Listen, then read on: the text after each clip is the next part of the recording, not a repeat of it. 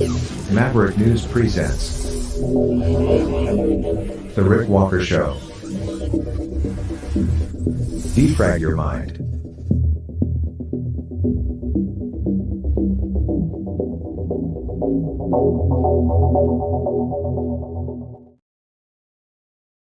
Good evening, Maverick family. Welcome back to the Maverick News Channel. I'm Rick Walker, and we have a stacked show for you tonight. We have Biden, the President of the United States, in Vilnius,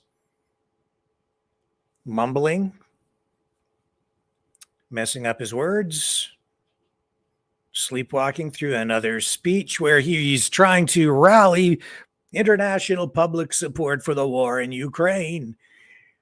We'll show you some highlights. We also have the interest rate issue front and center.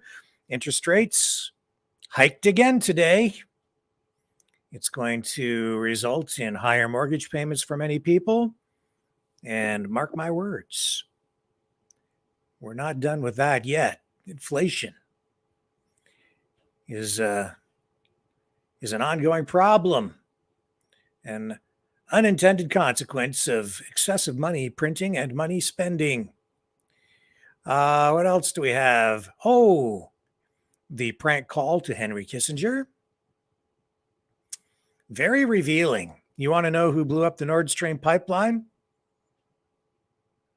Well, this might shed a little light on it. What else? Oh, yes.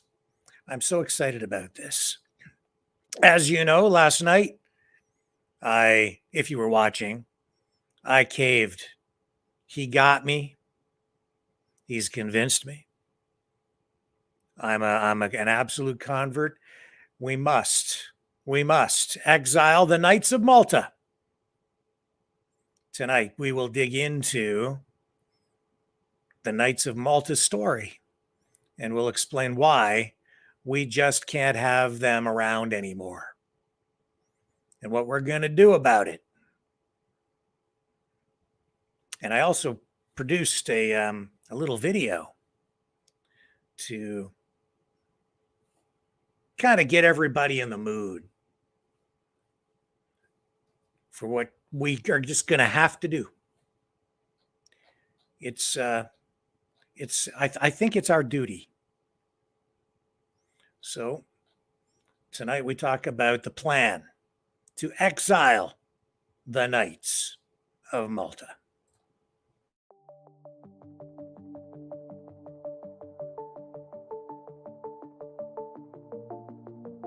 Greetings, brave Mavericks. Our quest for truth continues. We go beyond fake news. Together we expose propaganda. Together we pull others out of rabbit holes. We are maverick thinkers. We are all unique individuals. Defenders of individual rights and freedoms. Credible. Trusted. Grounded in reality. Maverick News. Maverick News. Defending free speech. Free speech. Donate at freedomreporters.com. Do it now. Tomorrow may be too late. Maverick News. The world is watching.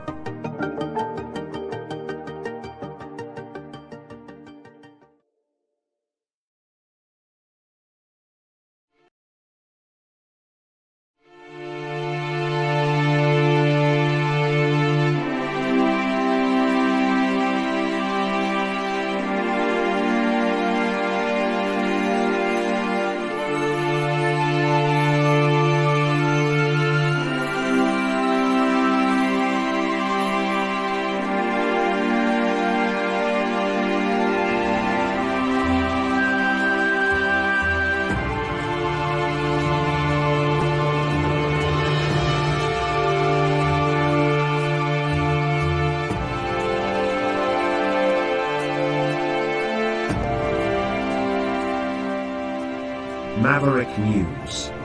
The world is watching.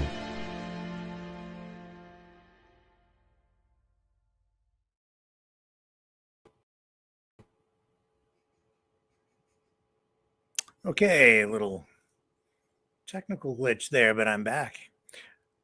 So, first up, NATO.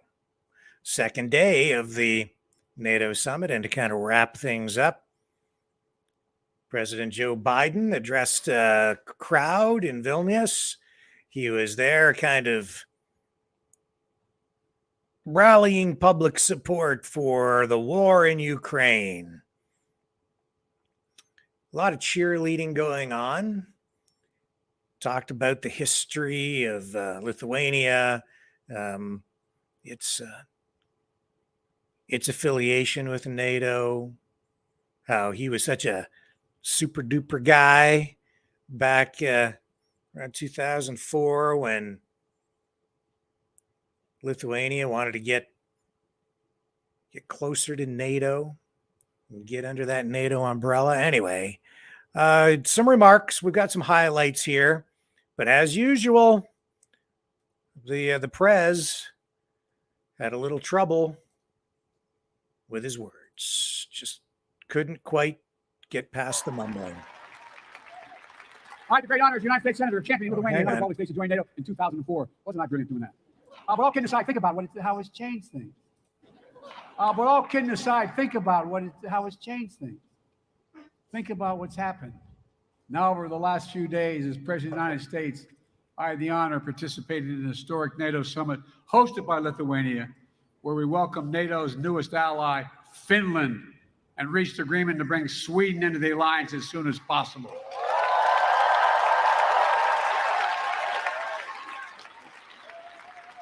President Erdogan kept his word.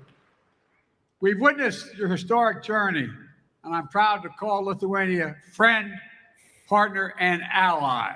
Ally.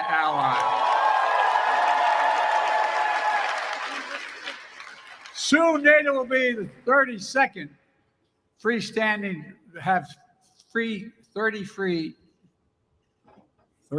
freestanding members standing together to defend our people and our territory. Can't get his numbers right. Beyond all the rest, bound by democratic values to make us strong, and by our sacred oath that an attack against it is a sacred oath. Attack against one is an attack against all, because each member of NATO knows that the strength of our people and the power of our unity cannot be denied. And he's not joking. That's not hyperbole. I sound optimistic is because I am. Today, our alliance remains a bulwark of global security and stability, as it's been for more than 7 decades.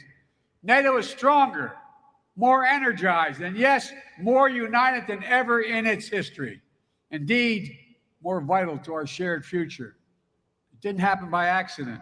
It wasn't inevitable. When Putin and his craven lust for land and power unleashed his brutal war on Ukraine, he was betting NATO would break apart. He was betting NATO would break. He thought our unity would shatter at the first testing. He thought democratic leaders would be weak, but he thought wrong. Faced with the threat,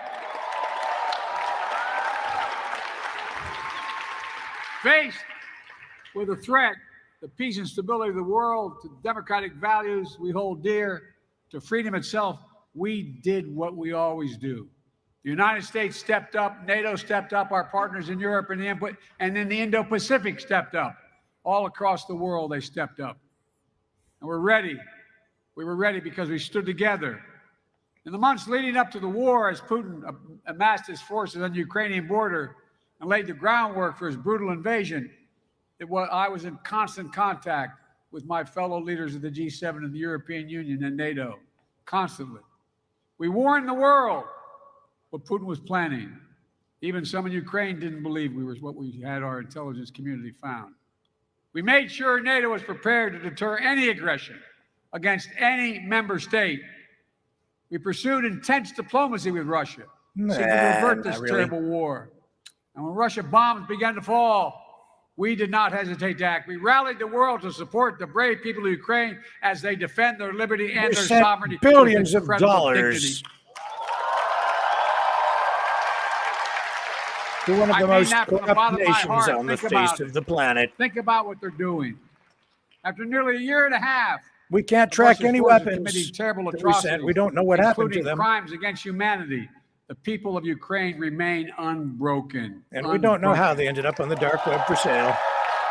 Ukraine remains independent. It remains free.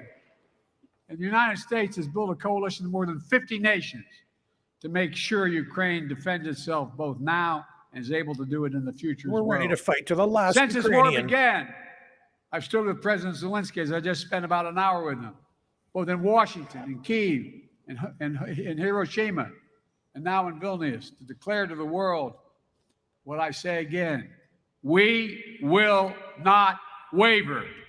We will not waver. I mean that. Our commitment to Ukraine will not weaken. We will stand for liberty and freedom today, tomorrow, and for as long as it takes. For liberty and freedom.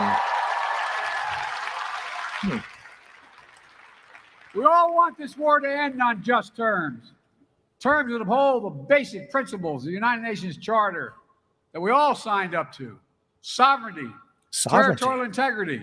Territorial integrity. These are two pillars of peaceful relations among nations. One country cannot be allowed to seize its neighbor's territory by force. Russia could end this war tomorrow by withdrawing its forces from Ukraine, breaking its international borders, and ceasing its attacks on it, its inhumane attacks on Russia. By Russia on Ukraine against its children, women and children, its military. Unfortunately, Russia has shown thus far no interest in the diplomatic outcome. You can't even get his country Putin straight. still wrongly believes that he can outlast Ukraine. He can't believe it's their land, their country, and their future. And even after all this time, Putin still doubts our staying power. He's still making a bad bet that the conviction and the unity among the United States and our allies and partners will break down. He still doesn't understand that our commitment, our values, our freedom is something he can never, never, ever, ever walk away from. It's who we are. I mean it. It's who we are. He means it. It's who we are. He means it so Throughout much he this keeps horrific saying it war, over the and people over. of Lithuania, together with our Baltic brethren, have been among the most fierce champions of Ukraine's right to a future Come of its on, own man. choosing. One that is Means free. he's not joking. Because you lived so long with freedom denied. Many of you who are older know better than anyone how precious the right to determine your own future is. Precious to people everywhere, not just in Ukraine, Belarus, Moldova, Georgia, and all the places around the world where people continue to fight to make their voices heard. So my message to all of you tonight is keep it up, keep it going. Keep reminding the world of hope that Lithuania embodies, and that's what you embody, hope in this country. Okay, so, wait a second here. I have to rewind that a little bit. Let me just play that because he's not joking. That's what you embody, hope in this country. Oh, I really mean it. He means it. I'm not joking. He's not joking. I mean this sincerely. He means it sincerely. We must never forget how much this matters and never, never give up on a better tomorrow. The defense of freedom is not the work of a day or a year. Right. It's the calling of our lifetime, of all time. We are steeled for the struggle ahead. Our unity will not falter, I promise you. Woo. Folks. Unity. He talks about unity. They talk about a new rules-based international order. They keep using that phrase over and over and over again. And then in the next breath, he uses the word sovereignty, which is a reference to nationalism, which is a reference to independent nation states. But with NATO, the United Nations, the World Economic Forum, the World Health Organization, the Klaus Schwab vision of the future, which I can see Joe Biden shares, sovereignty does not really mesh with those other concepts, those other goals. when you're talking about unity among nations through NATO, the UN, the World Health Organization, the World Economic Forum, all of these nation states now in lockstep, all succumbing, all bending the knee, all adhering to the new rules-based international order, what you really have is globalism. That isn't about the sovereignty of individual nation states. That's about collectivism, international collectivism, globalism,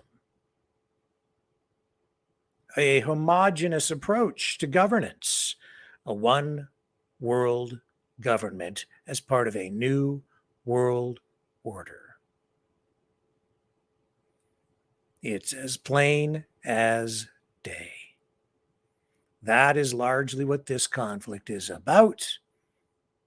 They are pushing and pressuring Russia to bend the knee and accept the rules-based international order as dictated to other countries by the globalist puppet masters. Through that, you do not get actual sovereignty, because even though you have elections in individual states, the people do not actually get to vote for the people who control the new rules-based international order. And whoever is controlling that controls the world, or at least right now, about half of the world. And so when Joe Biden says that a country like Russia or any large, even superpower, doesn't have the right to invade another country or dictate to another country how they're going to be governed, he is being disingenuous. Has the United States never done anything like that? Or have they ever done anything like that? It seems like they stick their nose in all over the world, doesn't it? I believe they have something like 800 military bases all over the world in various countries. Do you think that all of those countries just are voluntarily doing what they want? Do you think that they actually have true full sovereignty over what they are doing when you have a superpower like the United States with military bases in their countries? This is a protection racket, guys. That's the reality of the situation. And in fact, what he's not addressing in this speech is the fact that there were peace deals on the table that were initially signed, ready to go. The peace deal that was tabled, shown to those leaders from Africa when they recently visited Vladimir Putin, showed that the Russians were prepared to broker peace with Ukraine at that time and let Ukraine remain a sovereign nation, but neutral, not in the control of the United States and not in the control of Russia. A neutral nation state, a buffer state, if you will, which is what Russia wanted from the very beginning anyway. A country sitting there that isn't being manipulated by either side, that is neutral, with a limited military force, just enough to assert its sovereignty, but really not controlled by either side, sitting there in a position of balance, a buffer zone, so that NATO isn't sitting there right on Russia's border. But that's what we're ending up with as a de facto NATO member, even though Ukraine has not been approved as a new NATO member. Instead, now what do we see? We see more nation states being added. Now, Finland, and soon, through formality, Sweden as well, increasing the amount of border total border area that Russia will now need to defend actively against actual NATO countries right up on their border. We're being told this is supposed to make these other countries safer and keep us all safer because NATO is stronger and there is unity through this collectivist approach to global governance.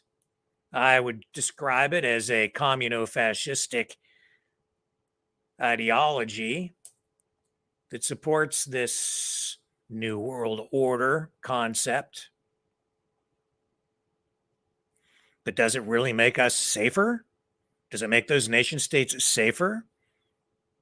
I don't think Russia was looking at invading Sweden. They weren't looking at invading Finland.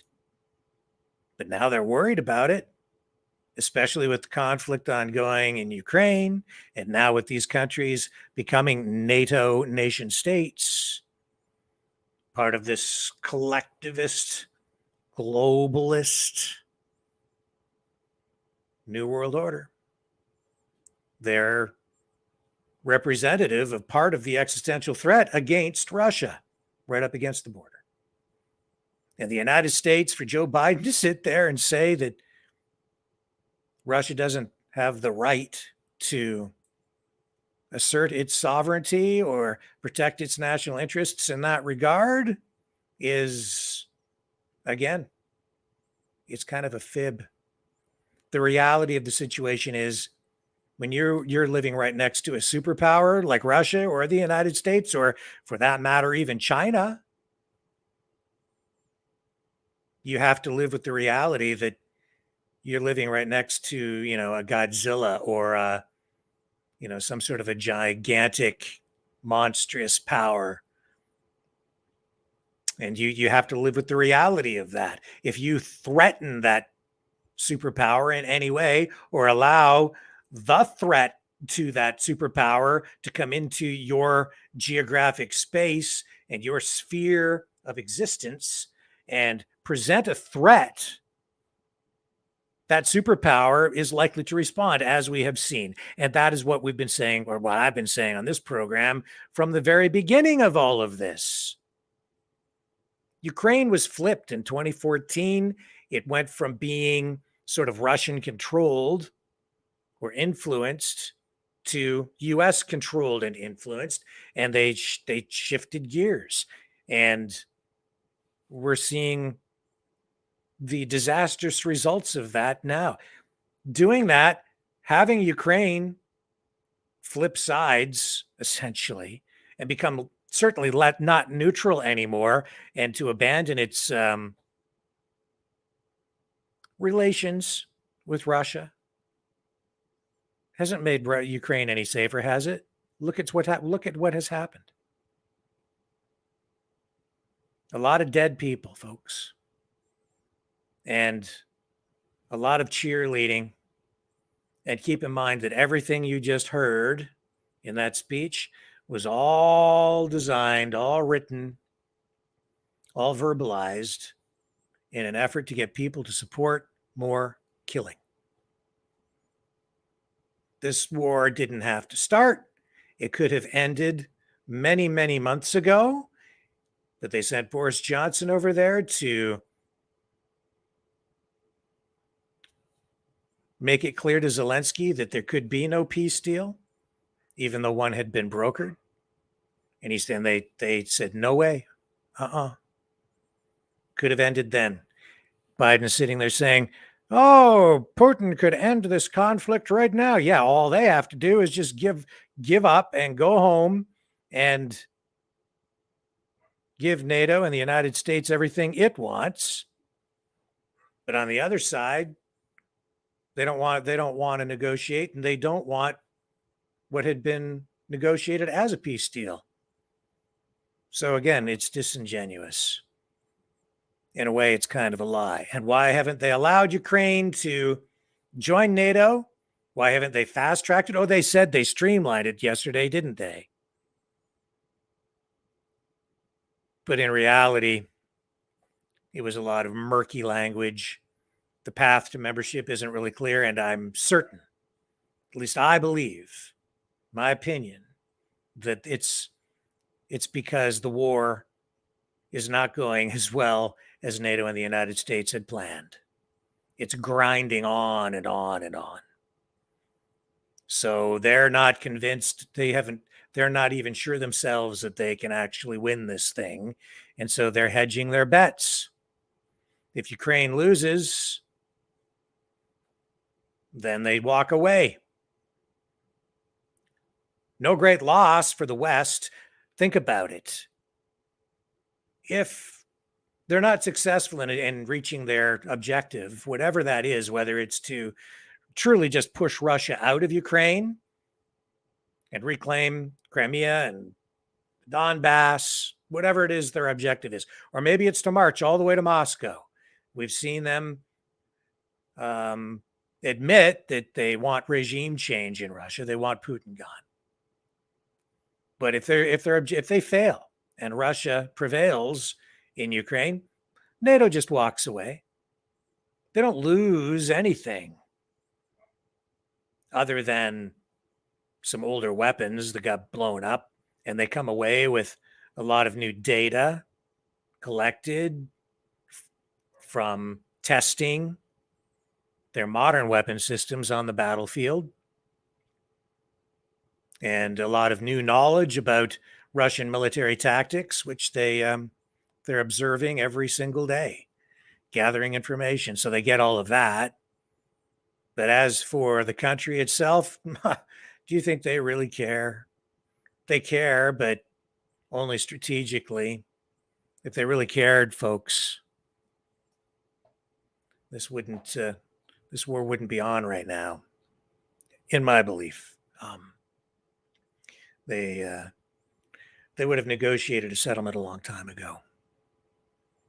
They do want to expand, though, and as I said last night, it's my belief as well, and I think it's supported by empirical evidence. All you need to do is just look.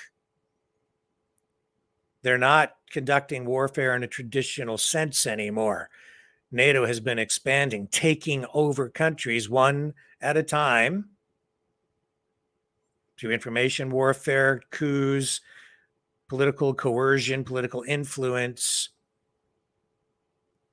political campaigns, all designed to get these different countries to fall into line and fall under the NATO umbrella, adding another country and another country and another country, and now Finland and now Sweden, and then eventually Ukraine. 3 more countries added to NATO without firing a shot.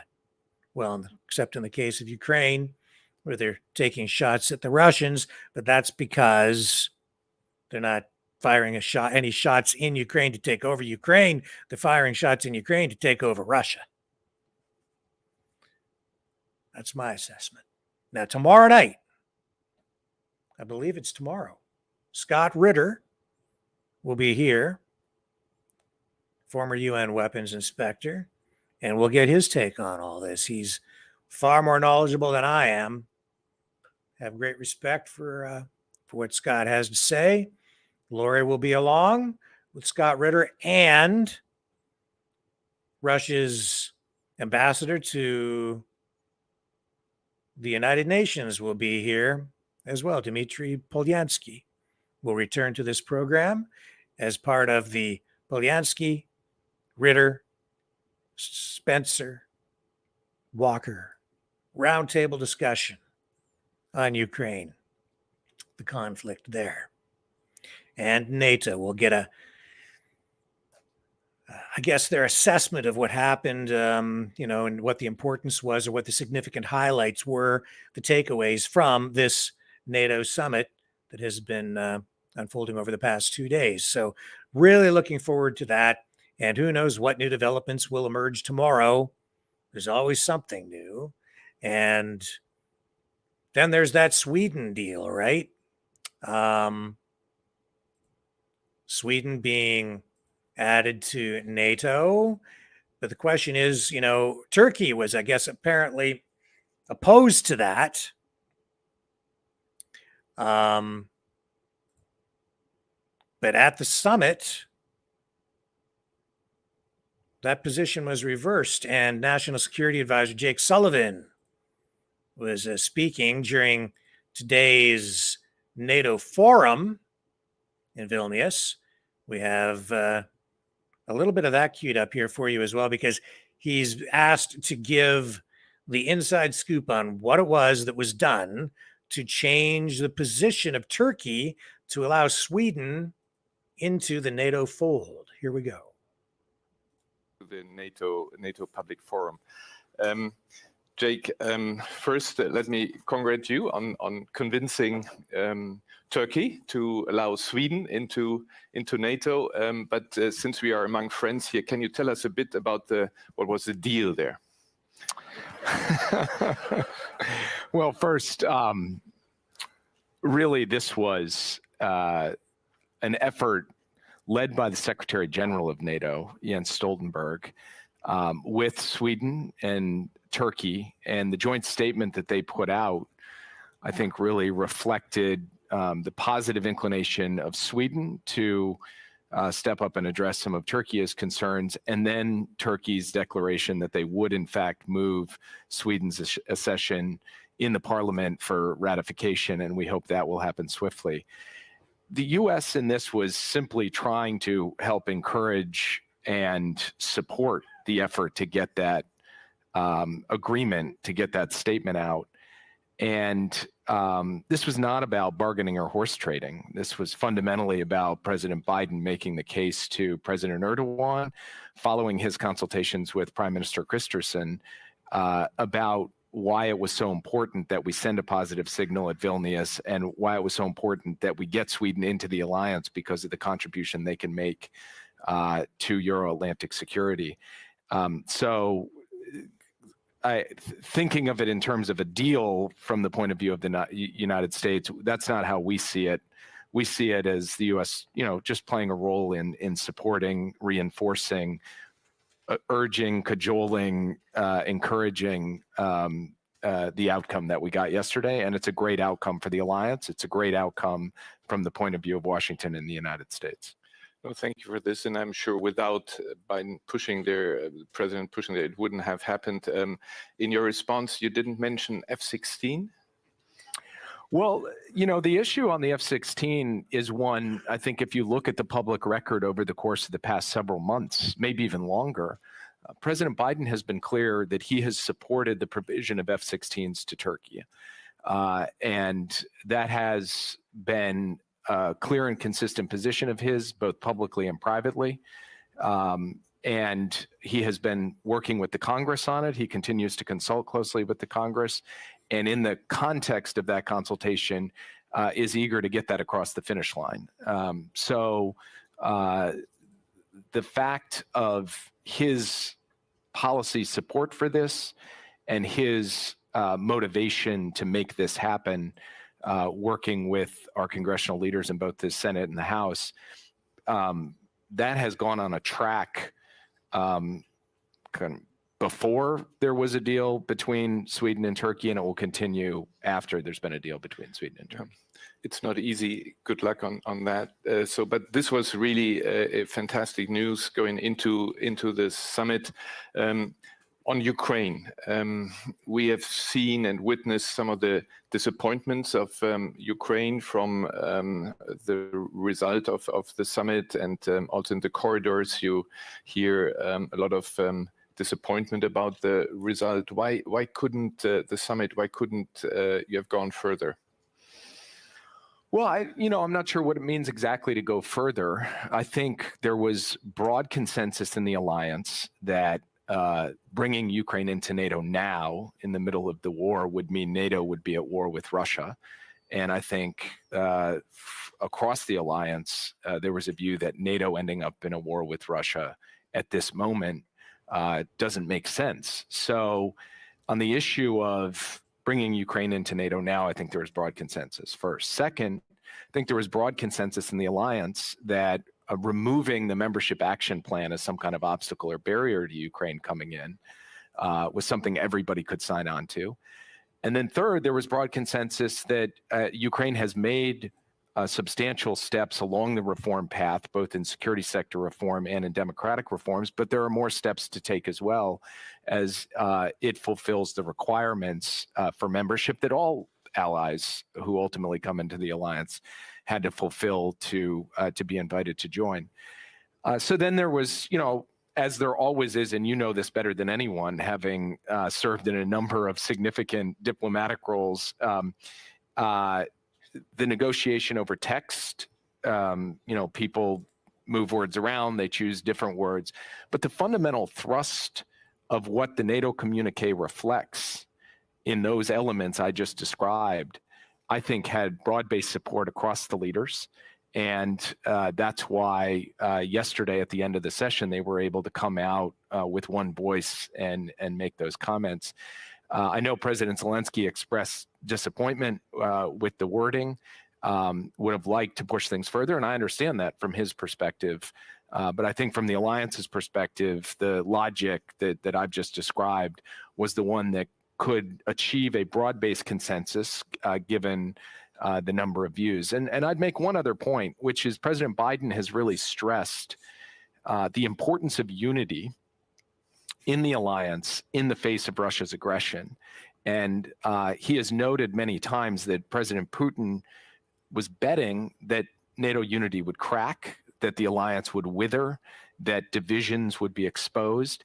And that has been a bad bet for the 505 days of the war, and we believe it will continue to be a bad bet. But unity doesn't mean every ally sees every issue exactly the same way. What it means is that we can come together from somewhat different tactical perspectives to join in a common strategic vision and strategic approach. And there, I think there was broad alignment with respect to the question of Ukraine's place in NATO. And the document specifically says Ukraine's future is in NATO. And it specifically says that the alliance will work with Ukraine along that pathway. And last point, as Ukraine works along the pathway towards an invitation to membership, the United States and several other NATO allies and partners are going to step up today to launch a process to provide Ukraine with the security commitments it needs in the period ahead for the long term with respect to military assistance, economic assistance, and the other tools necessary for it to be able to defend against Russian aggression and deter future Russian aggression. In other words, they're going to send a whole bunch more money. And it's going to come out of our pockets. And just to hang on a second here. Where's this going?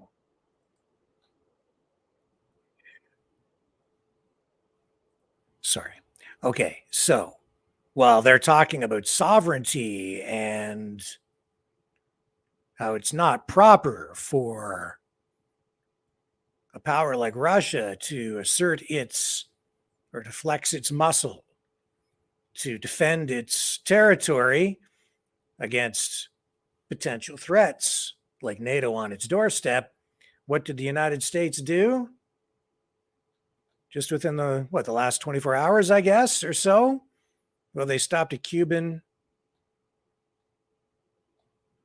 submarine, I guess. Let's take a look at this. This is just being reported now. And it's kind of ironic when you consider the similarities between, I think, what Russia is experiencing with Ukraine on its doorstep and what the United States was dealing with back in the 1960s with the Cuban Missile Crisis. And now this from ABC News tonight reporting that the Cuban Foreign Ministry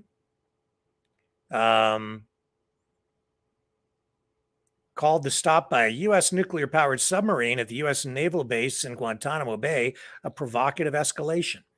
The U.S. nuclear-powered submarine, the USS Pasadena, stopped at the naval base in Guantanamo earlier this month. Okay, so this is giving us the timeline now. And the Cuban Foreign Ministry issued this statement, and they say, what else? A U.S. Navy spokesperson told the media that it was a scheduled logistics stop as the submarine transits to Colombia to participate in a multinational maritime exercise. The Ministry of Foreign Affairs strongly rejects the arrival of a nuclear-powered submarine in Guantanamo Bay on July 5th, 2023, to state until July 8th that the U.S. military base located there, which is a provocative escalation of the United States, whose political or strategic motives are not known. The statement from the Cuban Foreign Ministry reads, the presence of a nuclear submarine there at this moment makes it imperative to wonder what is the military reason behind this action in this peaceful region of the world. So the U.S. government, it says here, notified the Cuban government that the submarine would stop in Guantanamo on the morning of July 5th. And they're saying that this is not without precedent. But on the other side of the island, a Russian naval vessel arrived at Havana's port on Tuesday. The naval vessel, a Russian training ship named Perekop, entered the port carrying humanitarian aid. This is in quotations here, humanitarian aid, as well as equipment delivered directly from the Russian Museum of St. Petersburg for multimedia exhibitions at the Museum of Fine Arts of Havana. Or could be something else. Jeez, I tell you, man,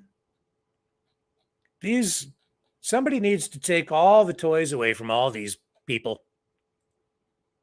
That's all I'm telling you. They can't get along. They're like kids playing with very, very dangerous weapons. Yeah. Trudeau. He was, yes, here we go. Hang on.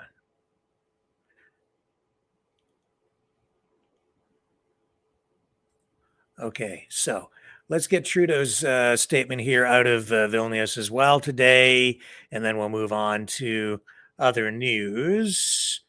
This is, he was talking today about budgets to NATO, Canada increasing its spending, all of this on the, on a day when the interest rate in Canada, the key interest rate, was increased to a full 5%. It's going to make life more difficult for all Canadians as he continues to spend, and double down, triple down, quadruple down on Canada's commitment to spending even more in Ukraine. Here's Justin Trudeau. Part of the G7 commitment is that they will be coming. I have a follow-up question from my colleague, John Woodward.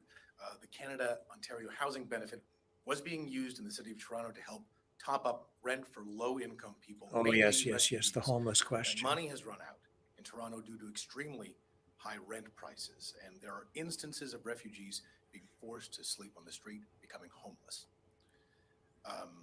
How can your government assure refugees that they'll have somewhere to stay if the rental market continues to skyrocket as it is in Toronto? Canada is a country that welcomes in people fleeing violence and persecution from all around the world. Over the past few years, we saw a spike in irregular migrants crossing through between border crossings. The federal government was there with hundreds of millions of dollars in support to Quebec and Ontario primarily, but also to other parts of the country to ensure that there were capacities to support those refugees. We will continue to. We will work with municipalities and provinces on supports as necessary to make sure that Canada continues to support people who are coming to Canada. So,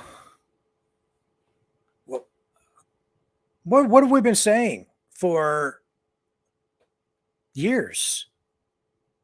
The immigration rate is so high in Canada that there isn't enough housing. We don't have enough capacity, even in our healthcare system, in our school systems, in our social services, our social safety nets.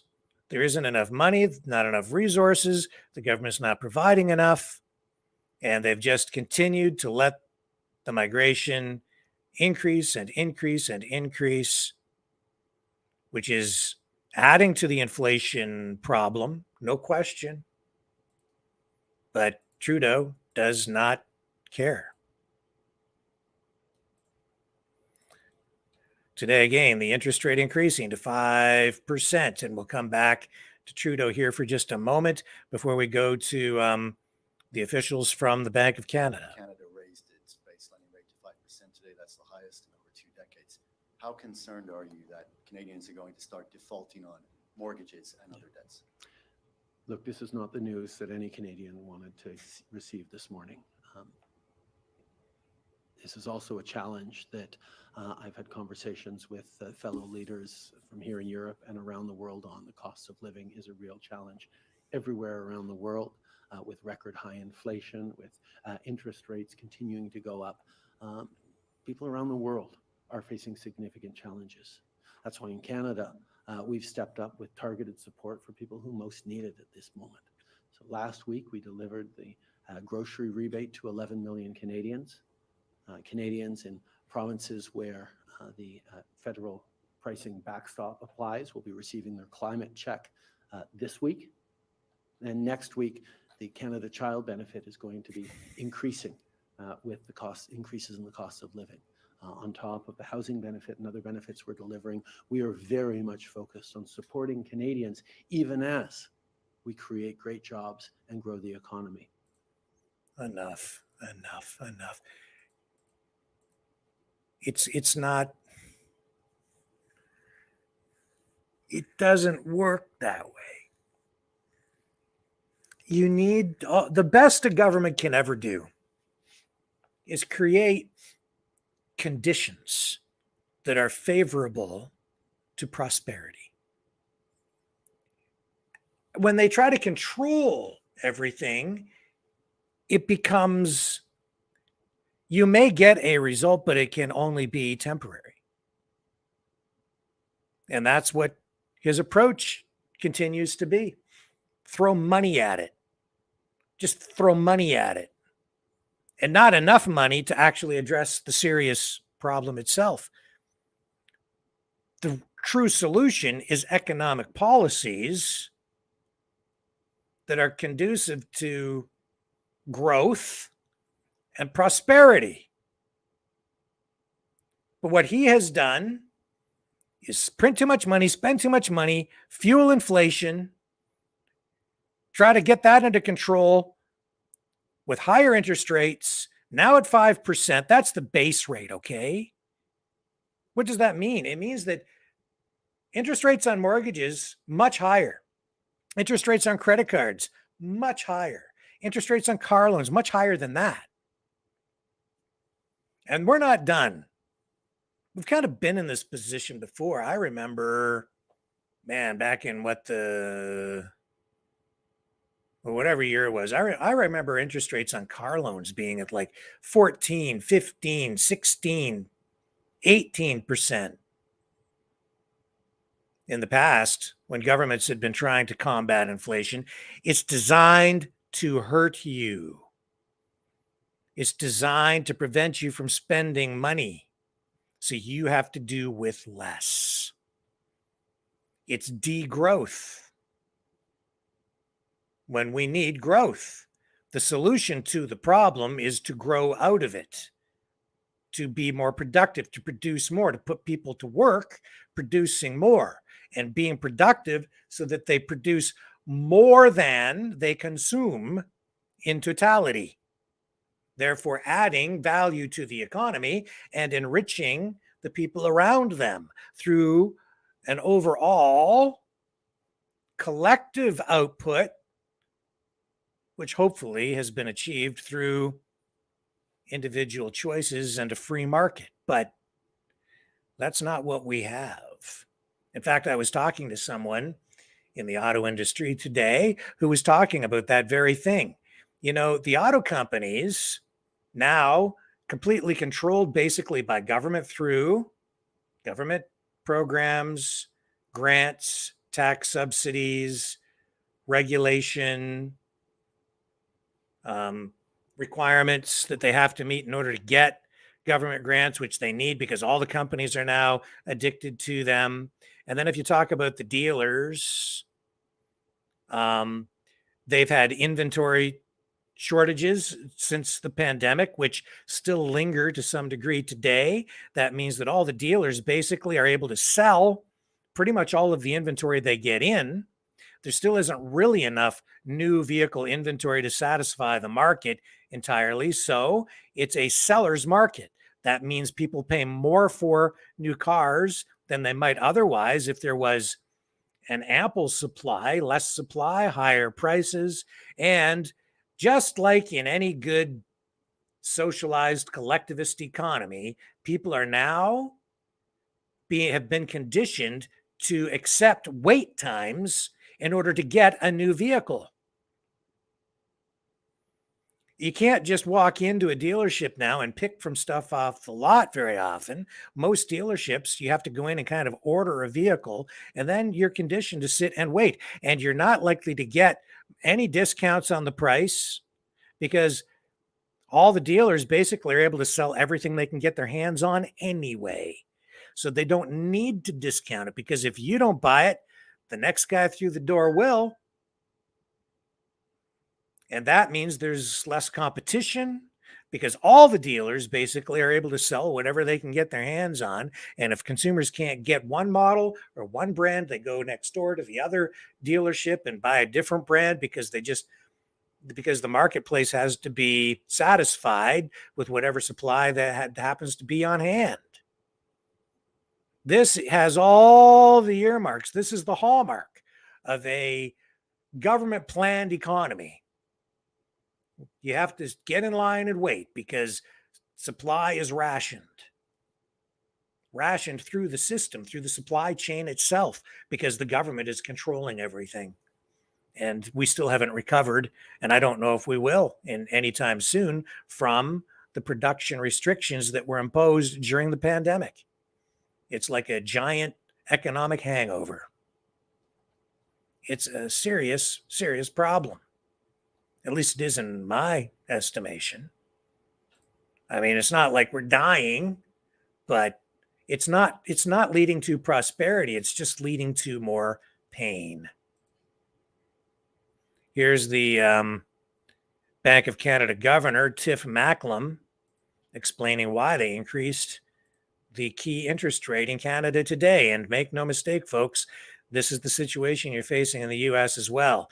Not quite to the same degree that we are here in Canada, but I think it's coming for you guys down there, and all of you viewers on the U.S. side. Hold on to your wallets. Here's the bank governor explaining. Va dépasser nos prévisions de janvier et d'avril. It's a similar story in Canada. Growth has been surprisingly strong, and the economy remains in excess demand. Nah. Consumer spending on services remains robust. And while spending on many goods that are typically sensitive to interest rates has slowed. Let me just stop there for a moment. You see, he's acknowledging that demand is strong. That means people have money, or maybe they don't even have the money really, but they're willing to still borrow money to buy because they have need and or want for various goods and services. He doesn't want that because the supply of goods and services, well, specifically goods, has diminished. That's increasing inflation. People still want to eat. They still want various consumer goods that they need to live day to day, but they need to cool the economy off. So rather than do what I'm suggesting, which is to find ways to increase production and increase productivity, to increase the supply of goods and services, which would reduce prices while making everyone better off and increasing overall prosperity and raising the standard of living for everyone, they're taking the opposite approach here. He's saying there's like excess demand, so they need to crush the demand. Well, how do you crush the demand? Increase the interest rates, make money more expensive, put people out of work. Increasing the interest rates also makes it more expensive for businesses to operate. When you make the money more expensive, yeah, it does cool off the economy. People stop spending. or they might even lose their house if their interest rates are higher than they can afford when they renew their mortgages. That's why we're asking these questions. What happens next? If people can't afford that, they'll lose their houses, they'll default on mortgages. This kind of approach can lead to actual economic collapse. And then they turn around and say, well, we're going to help you out with a grocery rebate. Yeah, well, a lot of good a grocery rebate does you if you can't afford to pay your mortgage or your rent. It has not slowed by as much as we expected. The housing market has also seen some pickup in activity. Several factors appear to be supporting household spending. The labor market remains tight, even if there are some signs of easing. The unemployment rate has increased slightly, but remains historically low, and wage growth has been between 4 and 5%, higher than what is consistent with price stability. Many households also accumulated savings since the beginning of the pandemic. Some households have cut back on spending because inflation and higher interest rates have eaten into their budgets, and some are being severely squeezed. But for many, larger savings may be acting as a buffer and supporting consumer spending. Rapid population growth is contributing to both supply and demand in the economy. Newcomers to Canada are entering the labor force, easing labor shortages. But at the same time, they add to consumer spending and the demand for housing. And they're sleeping on the streets or pushing other people out of housing because the pricing goes up and those with the most money can get it. And we're seeing an increase in the number of homeless people out there, and it is terrible.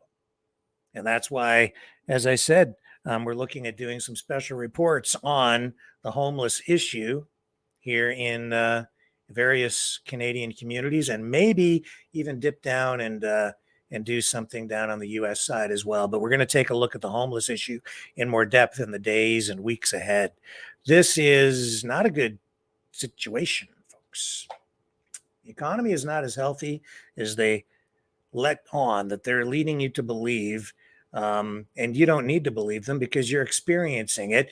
You can make up your own. You can assess for yourself based on your own personal situation. Some sectors are, still robust. Automotive is still, they're making money.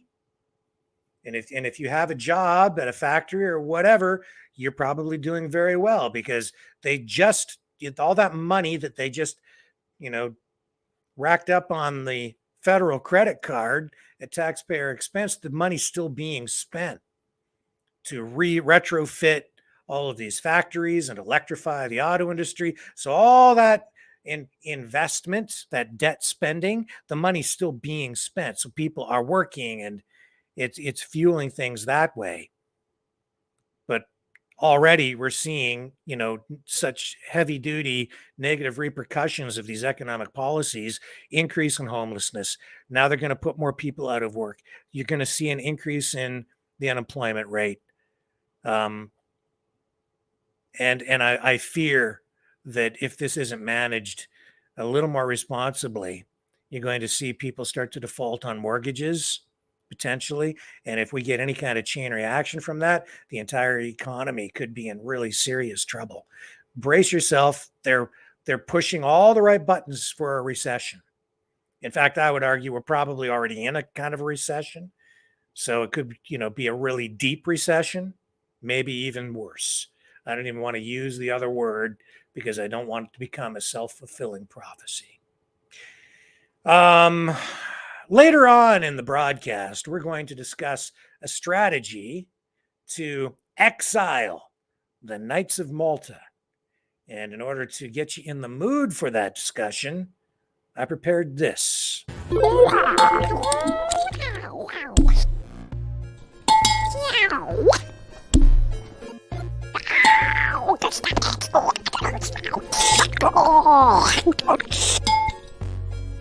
Exile. The Knights of Malta. Maverick News.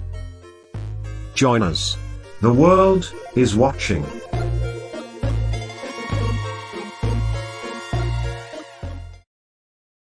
You gotta go. They gots to go. I'll be right back.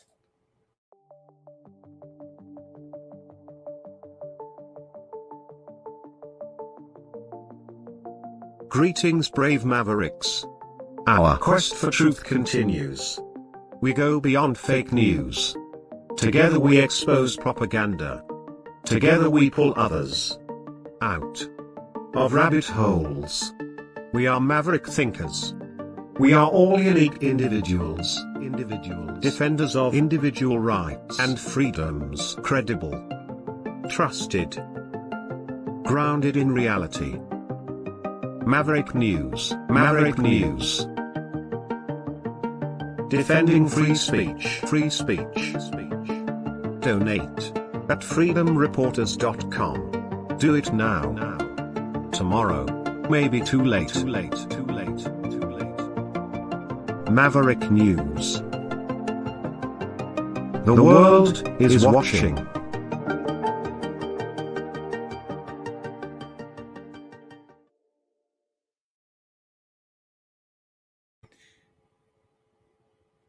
Henry Kissinger. He's getting up there in years. He's the latest victim of a prank by a couple of Russian comedians. I think they're radio personalities. Anyway, maybe you've seen this, maybe you haven't. But if you want to know who actually blew up the Nord Stream pipeline, you probably don't need to read the Seymour Hersh work on this. You probably don't need to speculate much. Maybe you just need to assess what Henry Kissinger, who used to be part of the Nixon administration, advising on foreign policy, getting up there in years, but he's been around the block a few times, still kind of connected, sort of knows what's going on. And they're posing in this phone call they make to Kissinger as Vladimir Zelensky, leader of Ukraine. And they ask him about the Nord Stream pipeline. This is actually funny, and yet at the same time, revealing and even a little bit scary to me. That's so real. What do you think? Is Russia behind of explosion of Nord Stream 2?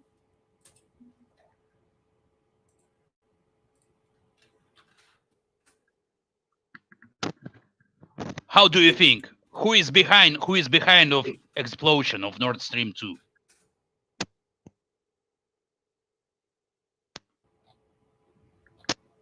Who is guilty? How do you think? I frankly have thought you were. Really? You think that we? No. But I didn't blame you.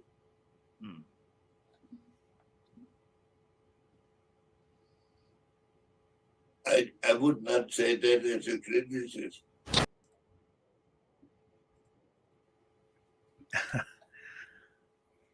Oh my.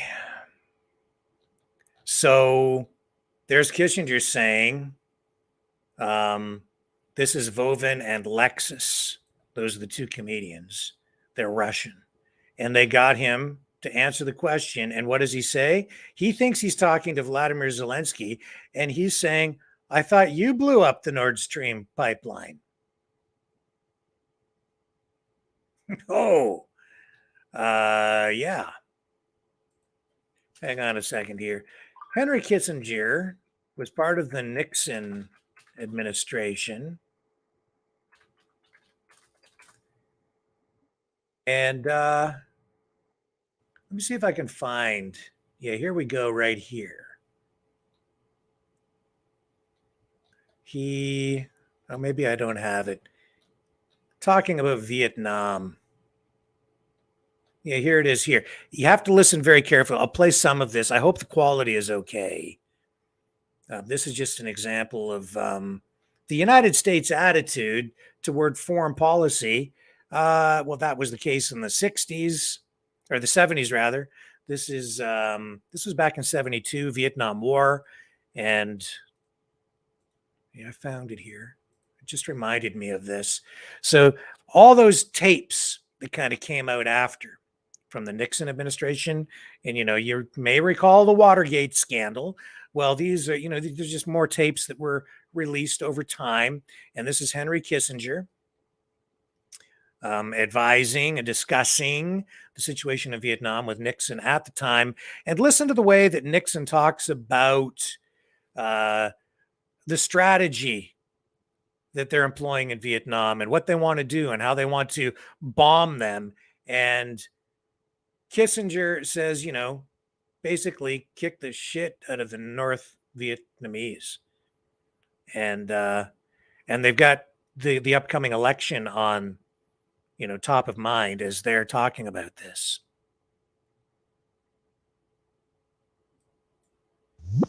Hello. Oh, Mr. President. Are you at dinner?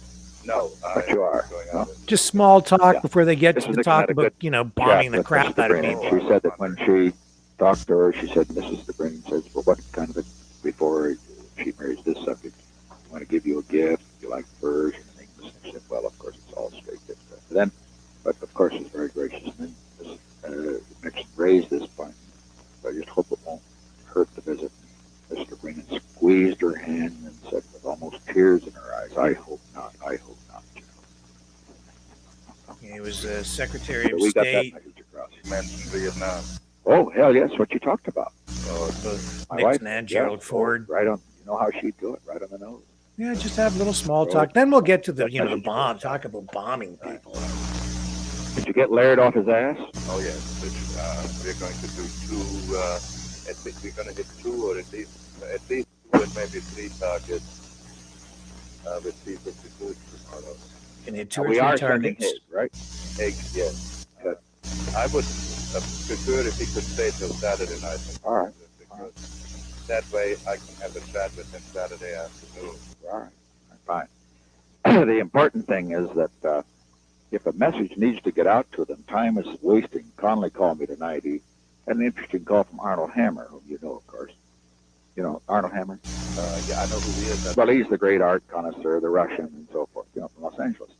And he's generally pro-Russian. He said, just tell the president that I know the Russians. He says he must not back down. He must put it to him now. He can get away with it now where he can't later. Very interesting point. And that's what Connolly said. Connolly said, President, I beg you, don't. He says, do something now. And his way Connolly said we may have 3 or 4 days. He even would favor a blockade this week.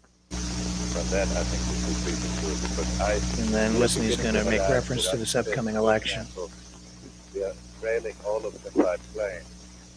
And Border has put some submarines out there. Submarines out there. Good.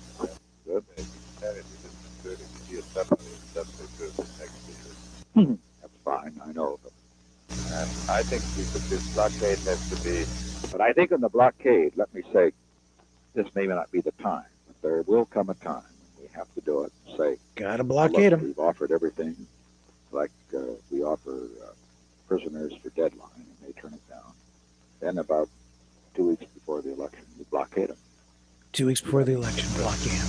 And that would have enormous public support. Generate public support. Maybe earlier.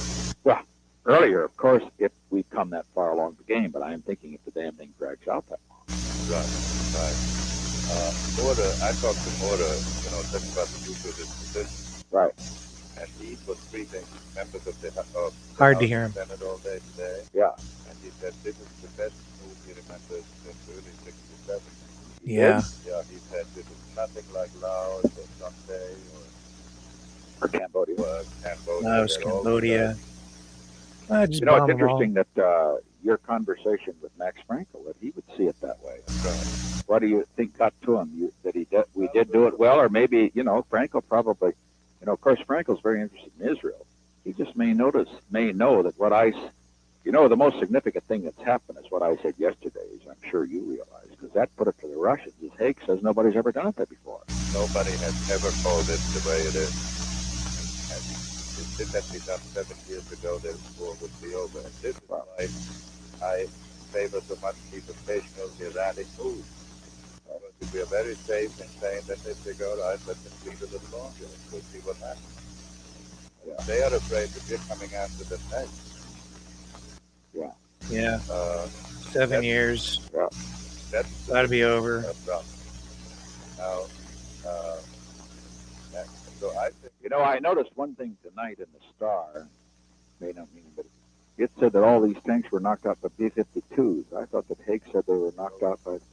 the smallest percentage will get knocked out by B-52. I see. Well, There's one area where you know, you can imagine the press though trying to make it appear that the South Vietnamese have done a damn thing. there's no way a B-52 can knock out a tank except by accident. Yeah, I know that. By the tank being in the area it's being bombed. Right. A B-52 would never be used to go after a tank that's attacked. Of course. 4/5 of the tanks were knocked out by the South Vietnamese in the MR1.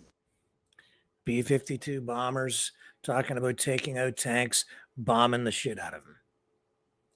But doing it in a way, and just so it's the timing is right, so that they build up public support. Henry Kissinger, responsible for a lot of death in his time, yet at the same time, a lot of experience there. And he has warned about nuclear escalation and a possible nuclear war. As you know, this whole thing in Ukraine possibly escalating into a third world war, walking that back after, some time. But, he knows how risky all of this is, and then got duped by these comedians. They duped George Bush a while back, too. We played that. It was actually kind of funny watching that. This one, not as funny, but very revealing. And I think it's almost a sad state of affairs, really, when the people doing the best investigative journalism are comedians. A little weird. And I think revealing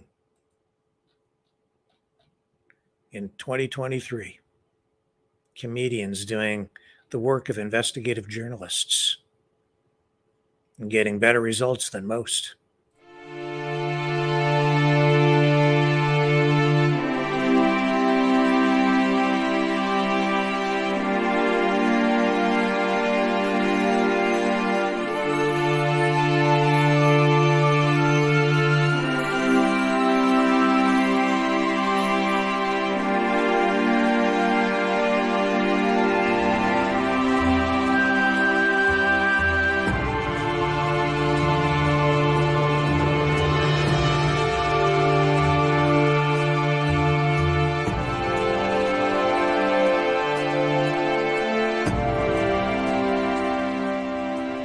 Maverick News. The world is watching.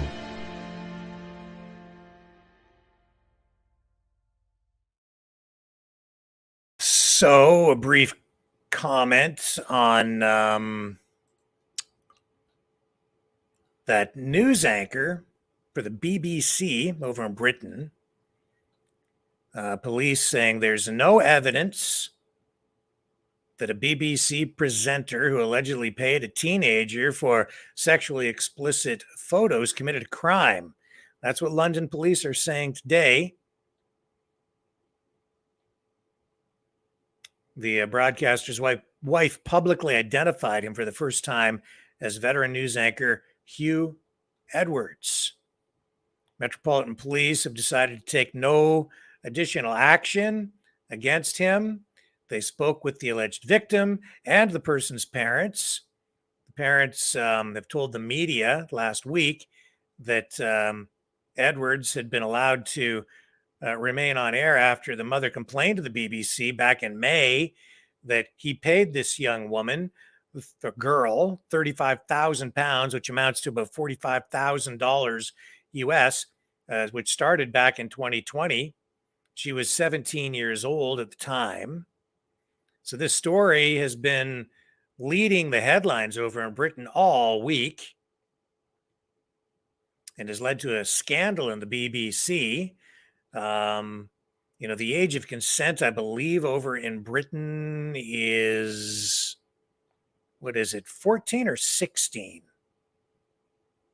in any event, the girl was of the age of consent to have sexual relations or consensual sex, but the law as written in Britain is such that, yeah, the age of consent is 16. But if you possess indecent images of anyone under 18, you can be charged with a crime. So that's what was at issue here from a legal standpoint, not necessarily a moral one. But yeah, they're saying no additional action will be taken against him. So that guy ice skates away from that one. And oh yes, what was going on with Kevin Spacey today? The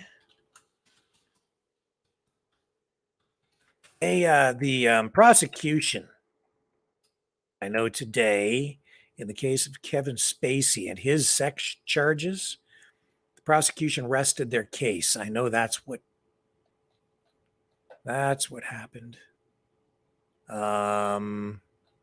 So now it's up to the defense to lay out their case. So I know that happened in his ongoing trial. Keep your eyes open, and we will too. We'll keep you updated on that as time goes on. Also, Ray Epps. Who is Ray Epps? I mean, he's that guy who has been at the center of all that controversy because of, the January 6th incident. Well, now he's filing, or he's taking legal action against Fox News. So a lot of people think that Ray Epps was a government plant, not a pro-Trump protester. But I bring up the NBC News website here to show you that they are identifying him as a Trump supporter. Ray Epps, right on the lead of the story.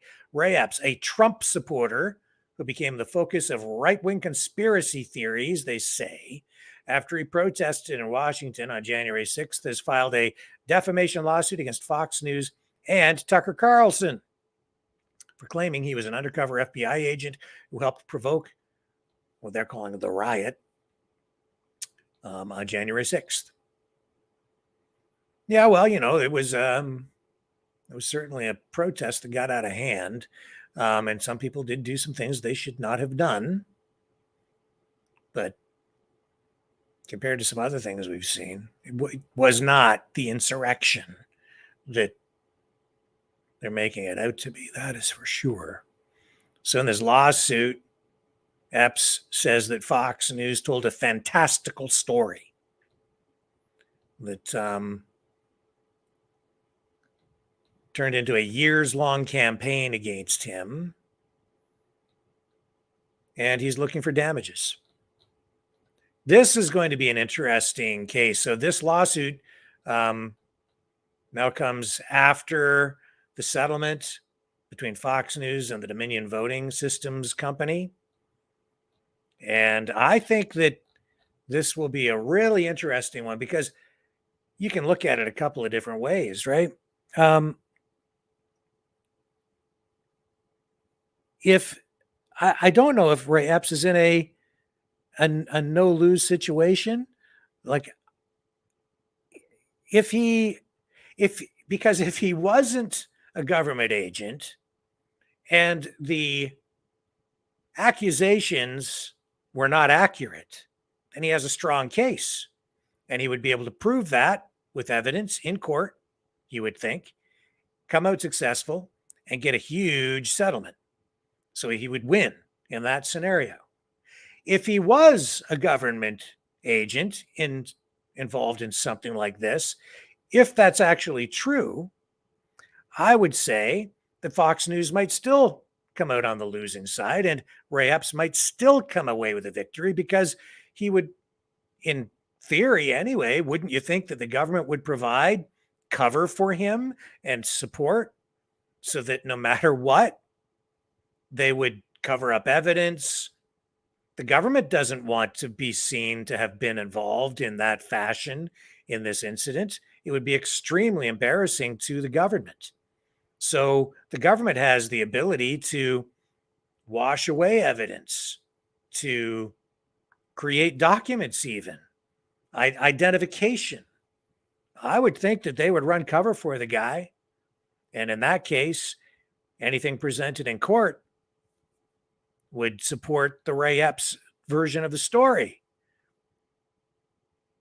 Now, that might sound conspiratorial. I'm just speculating. So, but, either side of that coin, Epps comes out the winner. The only way that he loses is if Fox News was right, he is a government agent, and the government throws him under the bus, in which case the government is going to look bad anyway. So do you think they're going to let that happen? Pretty weird, strange situation, very interesting case. I guess we'll have to sit back, wait, see how it plays out.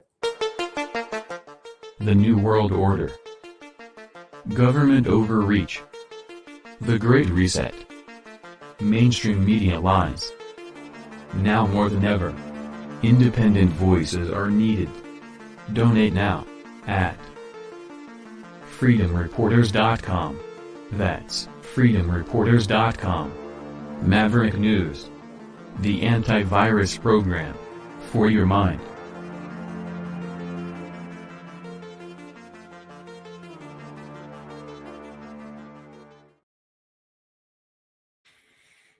Okay, also, we know that tonight Russia's defense ministry is saying that Wagner troops are surrendering their weapons to the military. So, yeah, they're handing over their weapons. This comes, how long ago was that now? Was that a week and a half ago that we saw the Wagner troops heading toward Moscow in a convoy, which was described by Putin himself as a mutiny, described by others as an attempted coup. So these actions come amid continued uncertainty about the fate of Wagner chief Yevgeny Prigozhin. There have been some people in the West saying they think he's dead.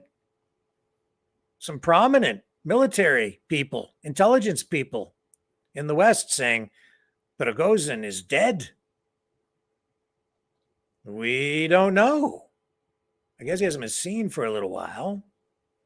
So they've turned over a bunch of different weapons, including 2,000 pieces of equipment such as tanks, rocket launchers, heavy artillery, air defense systems, along with over 2,500 metric tons of munitions and more than 20,000 firearms, according to the Russian Defense Ministry. So this comes following the statement back on Monday from the Kremlin saying that Prigozhin and 34 of his top officers met with Vladimir Putin June 29th.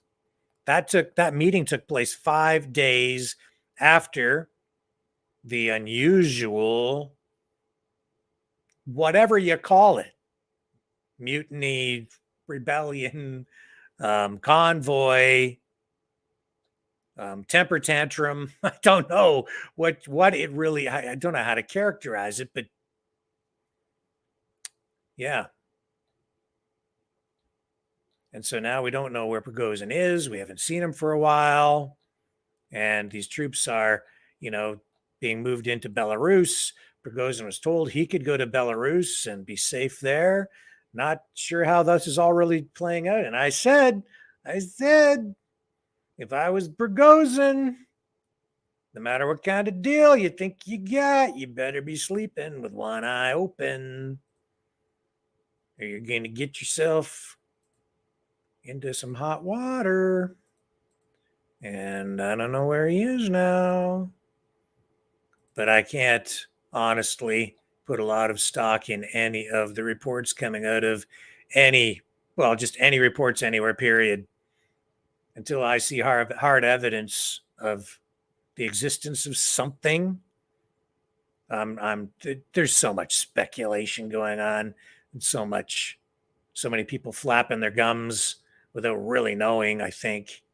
So when we're seeing military leaders in the West saying, we think Prigozhin is dead, maybe not. I wouldn't embrace that. I'd wait. So I'm going to wait. I suggest we all just wait just a little bit to see what other information emerges. Mike Lindell, mainstream media, having a field day right now with what's going on with him, because it looks like his sales have slumped.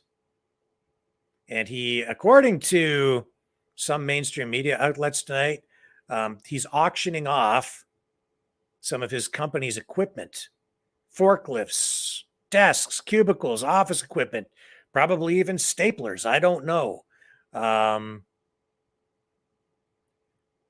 So apparently they lost $100 million in revenue, the MyPillow company, because a lot of big retailers stopped selling the MyPillow products. Lindell is saying that all of that is because of cancel culture. And we know that that's been a challenge for him. And he's been, sponsoring the Trump rallies and the Trump rally broadcasts on Right Side Broadcasting. And I think that those things do generate sales for him, but not, I guess, to the level that he needs. So he's having some financial contraction issues.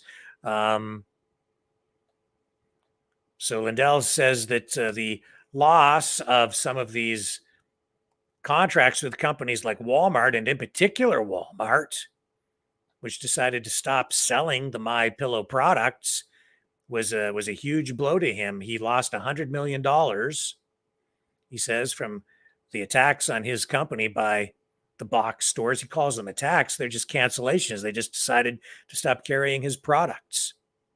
So he lost deals with Walmart, the various shopping networks online, the shopping channels. And he's saying that's a result of cancel culture. And it's true, man. Like, in this political environment, if you have a company that is attached to any kind of politics, you risk being canceled by one half of a potential market. You might do well on one side of the equation because people who believe in a particular political point of view might support you passionately, even almost religiously. But on the other side, you lose a lot. And if you lose distribution, that's a big blow. It's not even just about not having people who want to buy your products, but if you lose distribution through major retail chains like Walmart, doesn't matter, man. You're gonna experience contraction because it's just almost impossible to replace that kind of distribution, even with your own mail order, no matter how much advertising you do, because they just have so many stores. It just put your product front and center in front of people who buy it because it's like right there at their fingertips and they can just pull it off the shelf and pay for it at the cash register.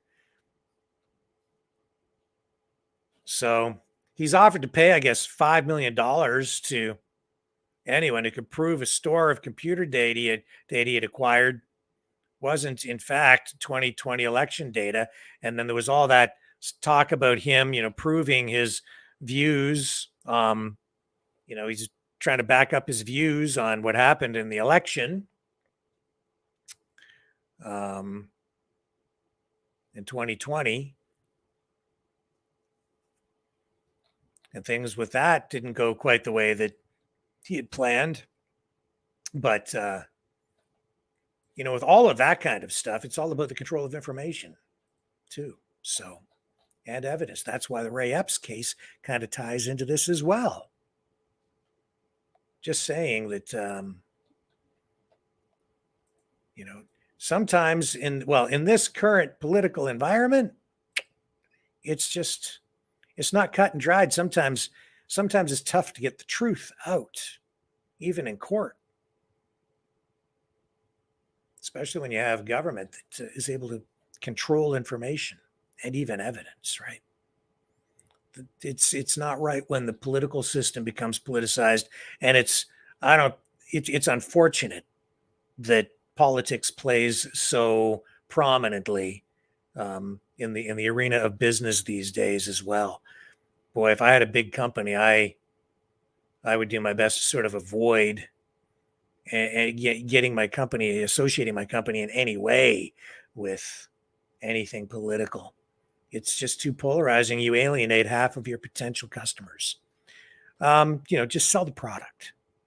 But on the other hand, it can be a very effective marketing strategy if you want to market just to one segment of the population for a while. Anyway, you have very dedicated, loyal customer base, and it's all based on, it's largely based on alignment ideologically, people of a similar mindset, right?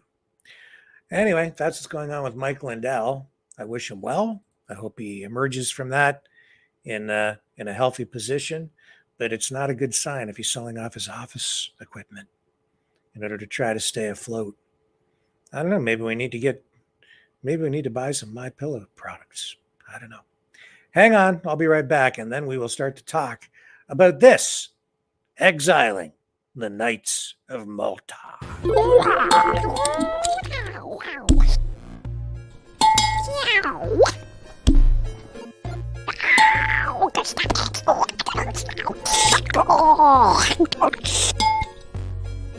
Exile.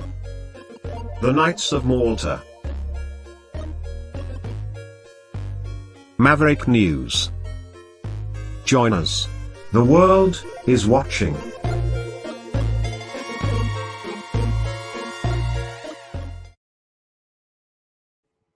Okay, so I've decided to embrace it. Choosy, dedicated viewer. Thank you, Choosy. And he called into the program last night, and he's called in, a number of times to talk about the Knights of Malta. And he's not alone, and it's not entirely conspiratorial. There is some basis in fact in what he's talking about. And so I've just decided to just go all in on this, embrace it, start a campaign right here on the Maverick News channel. You guys, you can all get behind it if you want to. I'm just going to start this campaign, and I'm sure Choosy will support it. This is going to, we have to start the Exile the Knights of Malta campaign. They got to go. And why? Well, I've got some information here. I've compiled just a little bit of info so you guys can get some proper perspective on this. All right. So what is this Knights of Malta thing? So it's an intriguing story. And all you have to do is go back to like 2011. Okay. And we already mentioned Seymour Hersh. He's a veteran journalist, has written for prominent, huge publications, including The New Yorker. And back in 2011, he made some startling allegations. This is a very credible journalist, but he made these allegations in a speech and said that the U.S. military's Joint Special Operations Command had allegedly been infiltrated by Christian fanatics with a mission to change mosques into cathedrals. So let's dig a little deeper into this. So Seymour Hersh at the time specifically pointed at former JSOC head General Stanley McChrystal. He later became the U.S. commander in Afghanistan, and his successor, Vice Admiral William McRaven, along with other senior leaders of the command. So Hersh claimed that they are either members or supporters of, you guessed it, the Knights of Malta. But what is this all about? What is it? What's the Knights of Malta? Well, it's important to note that there isn't, I think there is evidence to support Hersh's claim that the Knights of Malta are a secretive cabal of, I don't know about, I guess he was asserting at the time that they were sort of, anti-Muslim fundamentalists? Well, anyway, General McChrystal at the time denied being a member of the Knights of Malta. However, the Knights of Malta do have an unusual presence in international politics, and over the years, they have attracted more than their fair share of conspiracy theories or maybe real theories. There is evidence to back up Choozy's perspective on this, and that's why I've decided to just go with it and embrace it. The Knights of Malta, they got to go. The Sovereign Military Hospitaller Order of St. John of Jerusalem of Rhodes and of Malta is a Roman Catholic organization headquartered in Rome. They have approximately 13,000 members globally. I looked it up today. Now, Choozy said there were only about 3,500. I think maybe he was referring to numbers in, say, Canada, maybe the United States, maybe both. So I figured, how hard could it be to exile the Knights of Malta if we're only talking about 3,500? Now, if there are 13,000 worldwide, that's a bigger deal. But you break that down, only a fraction of that would actually be present in Canada and the US. And since we live here in North America, I guess that would be our focus, right? Exile them out of Canada, exile them out of the United States. That would be our goal, our stated mission. Exile them. We could maybe branch out and do something globally later, but this group was established, the Knights of Malta, back in 1048. They've been around like forever and a day. And they were established by Amalfian merchants in Jerusalem. Initially, they were a monastic order that operated in a hospital. They provided care to Christian pilgrims in the Holy Land. In addition to their medical duties, the Knights of St. John were also tasked with defending Christians from the local Muslim population. Crusades. During that time, various Christian military orders, including the renowned but now defunct Knights of Templar, were founded. However, when the Sultan of Egypt recaptured Jerusalem in 1291, the Knights of St. John were forced into exile. Dun, dun, dun, dun. So there's precedent for the exiling of Knights of Malta. So let's embrace it. Let's do it again. They eventually settled in Rhodes and later in 1523 were again displaced, this time by the forces of the Sultan. Finally, they found a new home in Malta, where they ruled until Napoleon's army dislodged them in 1798. So ever since then, the Knights of Malta has been based in Rome.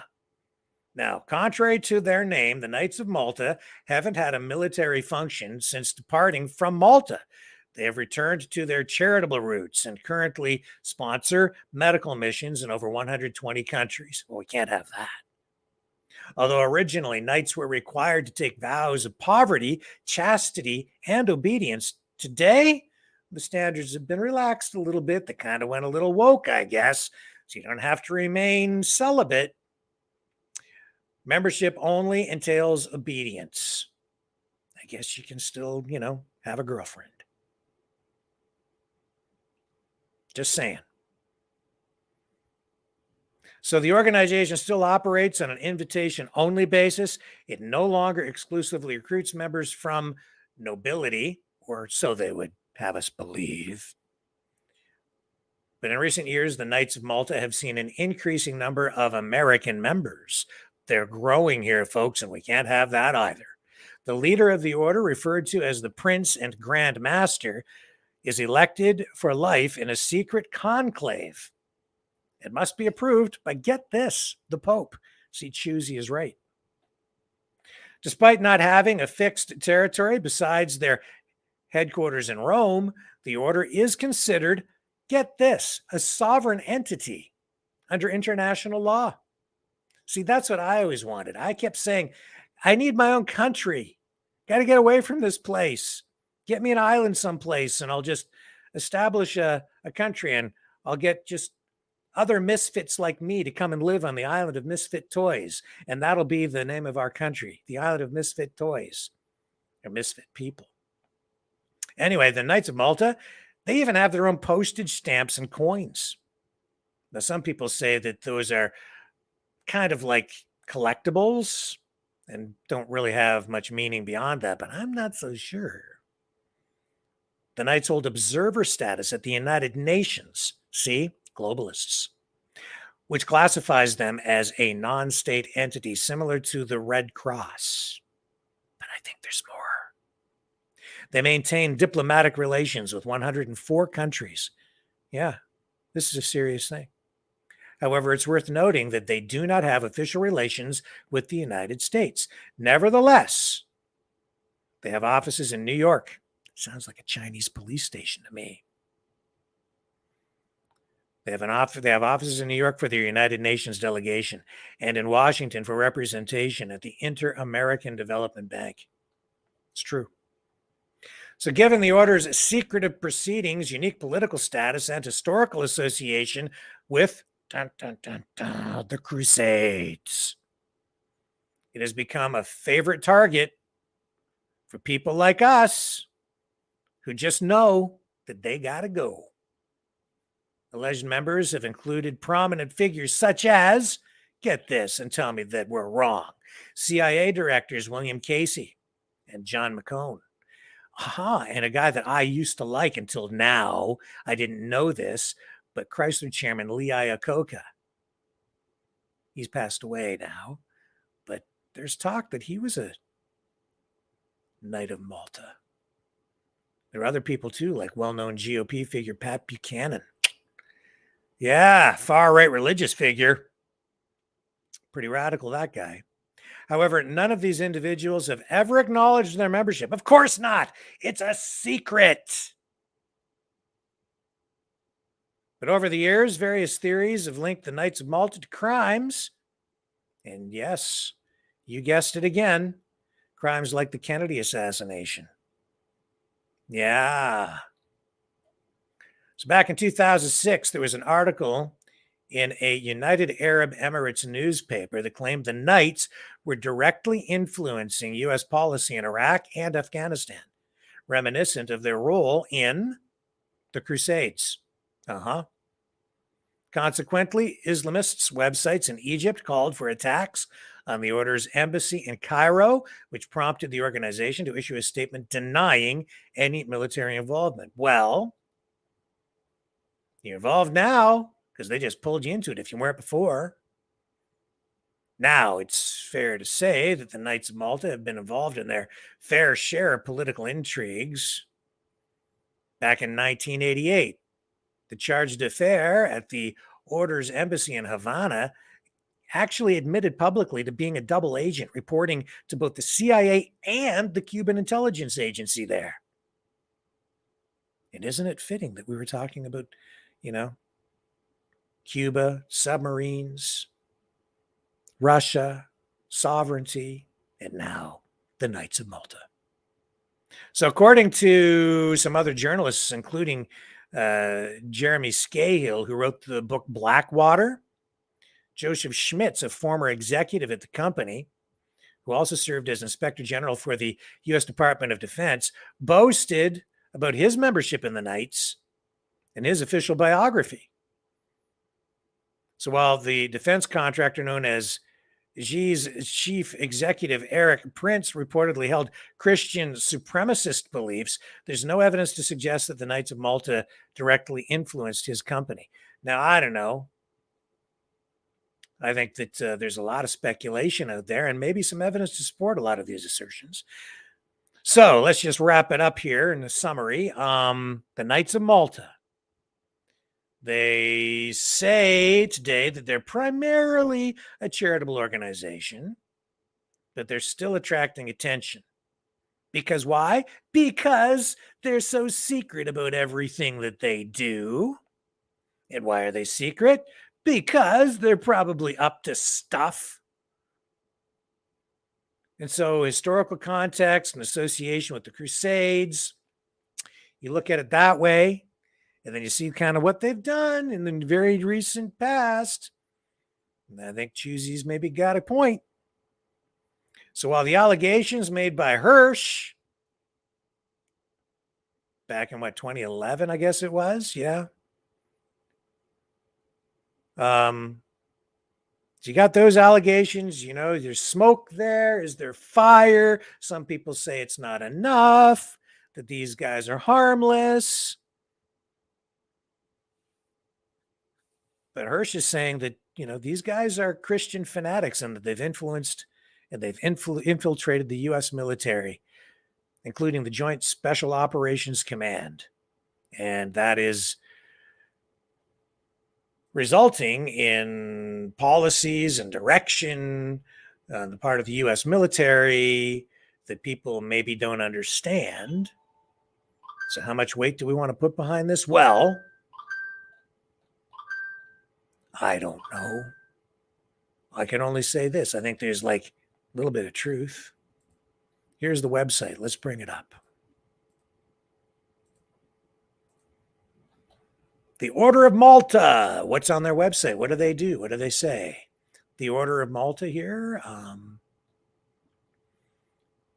Yep, they have a Grand Master. All that's true. Everything that I said.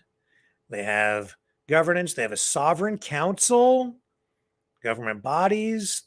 Let's take a look at their flag and their emblems. How do you get your own country? I wish we had our own country, and then we wouldn't have to worry about all this stuff. So there's all these different, rich, deep history. And they get involved in aid for refugees, disaster relief and prevention, diseases and epidemics, medical facilities, social assistance, humanitarian diplomacy. But all of these things, when you look at what they get involved with, I guess you could say, even though they're working as a charity, depending on how you view this stuff, you could say that they're like, involved in politics, international politics. Anytime you get involved in anything these days, I guess it's political. And because this is international and they are their own sovereign entity, I don't even know if I call them a state, but as they're recognized as sovereign, it means other governments don't have sway over them. And I would think they might even have diplomatic immunity when they're in the United States or in other countries as well, because they are sovereign. If you're a Knight of Malta, you might have diplomatic immunity no matter where you go, which means that a lot of the laws of a land, including the United States and Canada, may not even apply to you. I'm not sure, but that's something that I would definitely want to look into more. Anyway, obviously I'm having a little bit of fun with this tonight, but there is actually some truth to it. And, you can't have these guys out there running around doing a bunch of charity work. And we just can't have it. Anyway, I don't know how much stock to put in all of that. But if Seymour Hersh was raising, just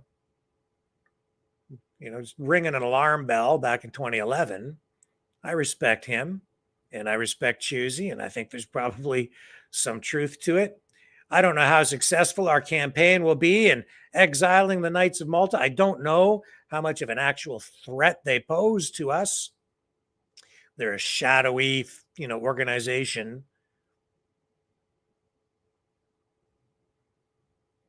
But what the heck? Let's just do it. Let's just exile them. Okay, so here's the plan. If you come across a Knight of Malta, or if you know of one, bring it to our attention. And then what we will do is we will peacefully apply pressure here on the program to identify these Knights of Malta, and we'll just have to, get a petition going or something. Say we got to exile all these Knights of Malta. Got to get them out of here, and get them out of the country. Where are they going to go? Go live in your own house over there, your Knights of Malta castle. Put them all in there. All 13,000 around the world. Well, 3,500 here domestically, right? How hard could it be? Let's just round them up and say, get the heck out of here, you crazy Knights.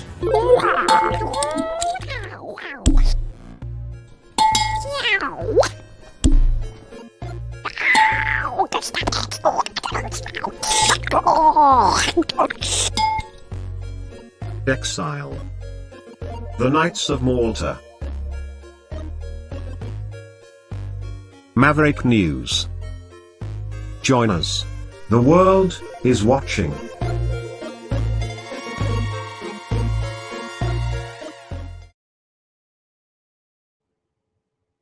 So there it is, the official launch of the Exile, the Knights of Malta campaign here in the Maverick universe. The world is watching us, and we are watching the Knights of Malta. The New World Order. Government overreach. The Great Reset. Mainstream media lies. Now more than ever, independent voices are needed. Donate now at freedomreporters.com. That's freedomreporters.com. Maverick News. The antivirus program for your mind.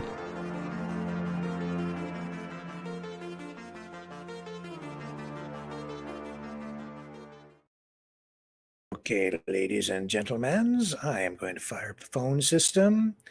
Bear with me while I kind of get things rocking and rolling here.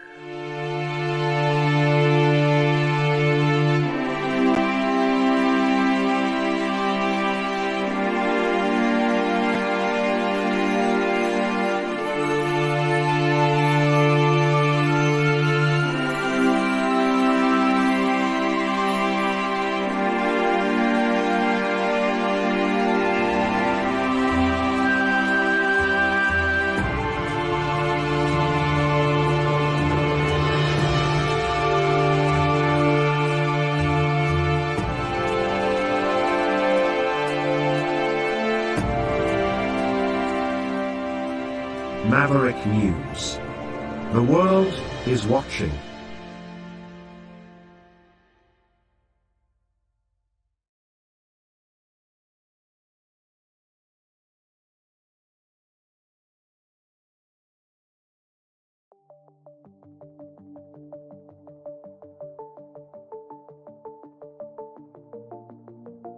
Greetings, brave Mavericks. Our quest for truth continues. We go beyond fake news. Together we expose propaganda. Together we pull others out of rabbit holes. We are maverick thinkers. We are all unique individuals. Defenders of individual rights and freedoms. Credible. Trusted. Grounded in reality. Maverick News. Maverick News. Defending free speech. Free speech. Donate at freedomreporters.com. Do it now. Tomorrow may be too late. Maverick News. The world is watching.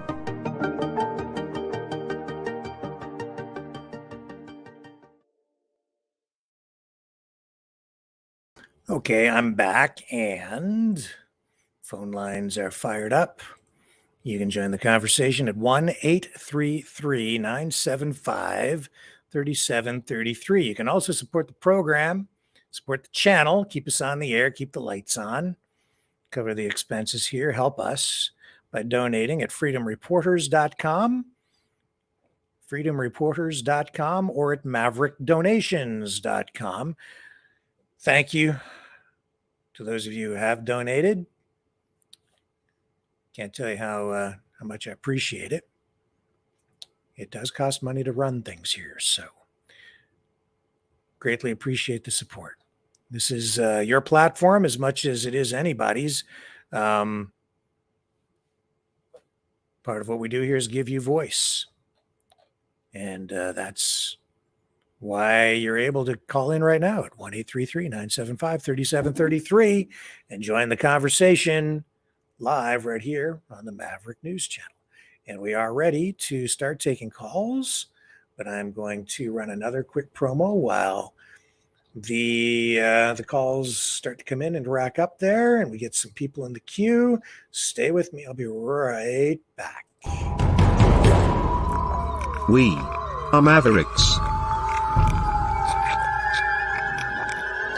We say no to the Trudeau and Biden New World Order. And to bugs.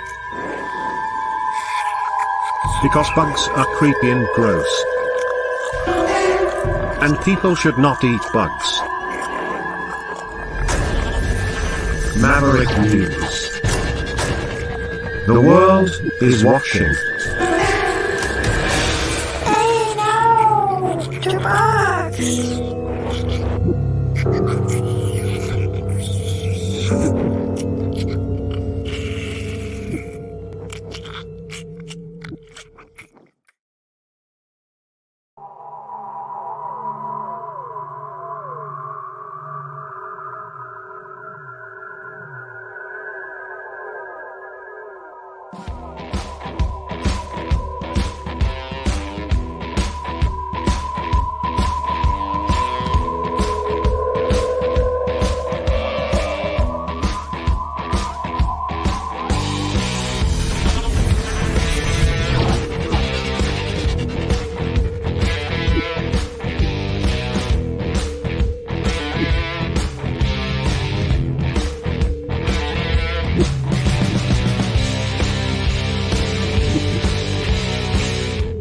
Maverick News. The world is watching.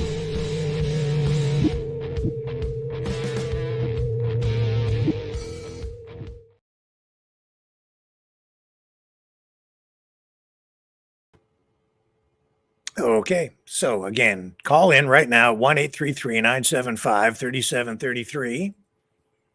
Looks like everything is fired up and ready to go.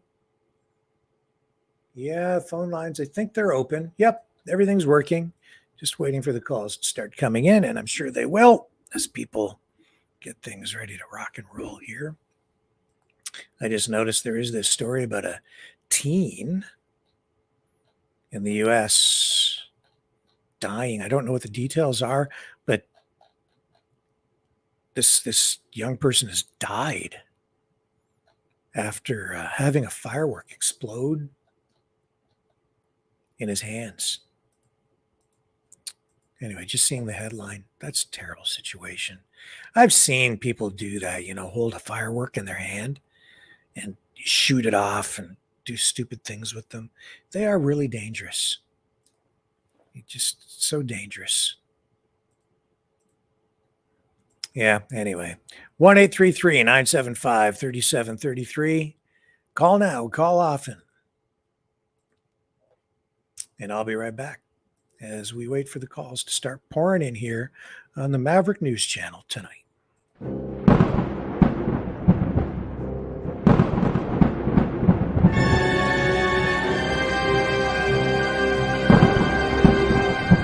Fear not the storm. For truth is on our side. Maverick News. The world is watching.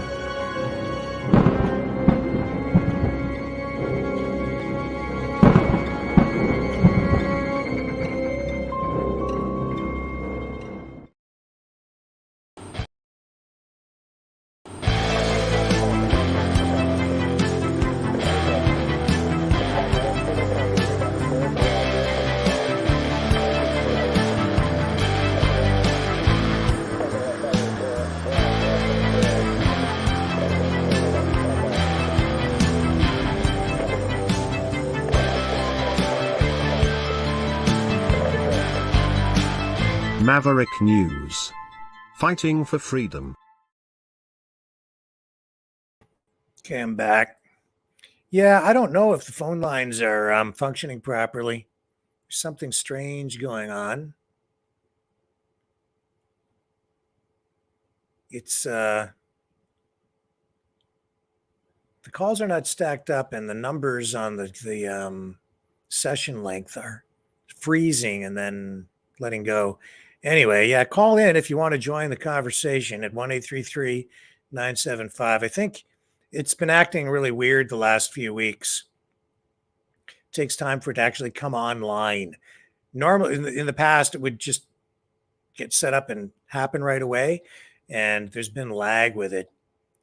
Okay, I think we're starting to get it to come online here now. So let's see what we've got going on. Here we go. And I think it's our main man down in the Southland. Hang on, let me just. This is King Leonidas of the Knights of Malta calling. I just want you to know, Rick. Yeah, we did it. We killed JFK. Oh man! Well, thank you for finally admitting it. That's not all. You know the guy from the Wagner group in Russia? Yeah. He's with us now. Oh, this is a scoop. You've heard it. You heard it here first, folks. On This is a Maverick big News. scoop, Rick. That's a big scoop, Rick. This is the biggest scoop of the year. This is a duper scooper. and I guess you must have some prominent role, and you must be. Are you a long time I'm the Grand Knight? I'm the Grand Poopa. I'm the Grand Poopa. Well, now that you've revealed yourself, you know we're going to have to get you exiled. Where are you going to exile me to, Rick? That's your problem, man. We're just going to get you kicked out of the country, and I guess you'll have to go all the way back to Rome and live in your little hovel there with the rest of your silly little knights, your Knights of Malta. Can you exile me to the country of Ottawa? As far as I'm concerned, man, you can go wherever the hell you want to go. Just stop doing all that Knights of Malta stuff. We don't like it. You don't like it? Come on, man. You got the Malta South of me without a plan to master all your disasters coming here, and I am the Grand Poopa of the Knights of Malta, we'll call it today. Wow. I'm going to have some Maltas. Did I have you guys going or what? Oh, yeah. Did you know it was me? From the beginning. Yeah, you know the phone number. It's the only guy who's called 265 times in the last 6 months. That's true. Yeah. It's I wanted to check out the phones because you said the phones weren't working. Well, they're working. I'll let the next caller on. Yeah. Man. Well, there's no other callers on here yet.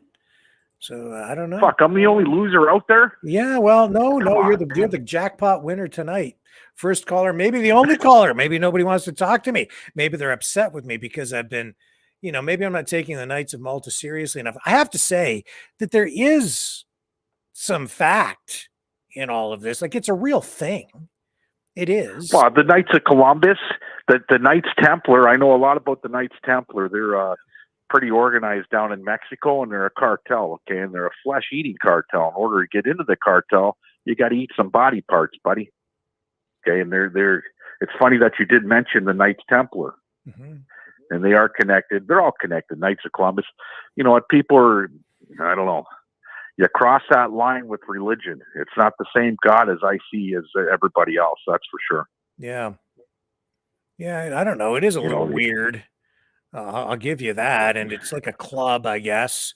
And I mean, on the website, it looks like they do sort of charity work. But if you look at the World Economic Forum, they believe they're doing good too. And then if you look at it from a different perspective, it's like, it's all evil. So it depends on your perspective on these things. Well, Dennis Johnson said something about the bikers. They do charity work too, right? That's right. Everybody does charity work. Yeah. Everybody does charity work. Even the South does charity work, for fuck's sakes. Yeah, that's right. Right, so. That's like the guy in Breaking Bad, that, the television series, the guy who owned all the chicken restaurants. He flew under the radar by, doing charity work and some of it with the cops. So so you got to be careful. There's that fine line. Look at the Trudeau Foundation. They do lots of charity work. Yeah. The We Charity Foundation. They did lots of charity work. Yeah. Give me a break. People are using it as a means to make themselves look better at the end of the day. I don't know.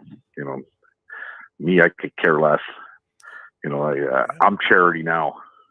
Yeah. I went from I went from hero to zero, back to hero, down to zero. Here we are. I'm on the Ricky Walker show. I'm just glad you answered. I thought your phones were down. I was going to have a shit connection. I was waiting for D to call. Yeah. Still waiting. Yeah, me too. Yeah. Yeah. Yeah, I know. They got to get her on the show. I thought you were going to put Choosy on tonight, man. Well, if he calls in, we'll put him on. Yeah. Yeah, I like Choosy. Yeah, you got an outfit that's 3,500 people strong in the U.S., which is a pimple on my ass, by the way. Not many gay people in this organization, the Knights of Malta. I've never heard of them till Choosy was talking about them, but when you did mention the Knights Templar, the Knights of Columbus, they're all part of this group, right? Yeah. The secret society, the Masons, the Freemasons, and all these clowns out there, right? Yeah. And Megram is saying that we are deceived, including you and I, because Roman Catholic is not Christian. Read the Bible. I don't know. Hey, I'm not deceived. I call whoever commented that. What was her name? Megram. Megram. I was born Catholic, not by choice. Okay, I was born Catholic, and I was baptized Catholic. But I don't step into them places, man. I just don't, and neither do my kids. Okay, and there's reasons behind that. If you look at the reasons, the biggest reasons is the pedophilia. Okay, that's been going on in these places, right? My family wasn't big on going to churches. Okay, we weren't big on the Sunday going to churches. None of that shit. And I'm really glad that they didn't put me into that predicament. I'm not saying all religions are like that. Yeah. But the Catholics, look what they've done, right? And look at what they continue to do. You know, it makes me sick to even call myself a Catholic, right? You'll see me in a Catholic church if there's actually a good friend of mine got married in a Catholic church last year, and I said, I'm not going to the reception, or I'll go to the reception, but I'm not going to the wedding. He goes, why? I said, I don't step foot in them places. I just don't. Yep. You know, makes my blood boil, right? That's like stepping into Parliament. I'm not stepping into Parliament. It makes my blood boil. Yeah, well, I've covered a lot of stories about pedophile priests.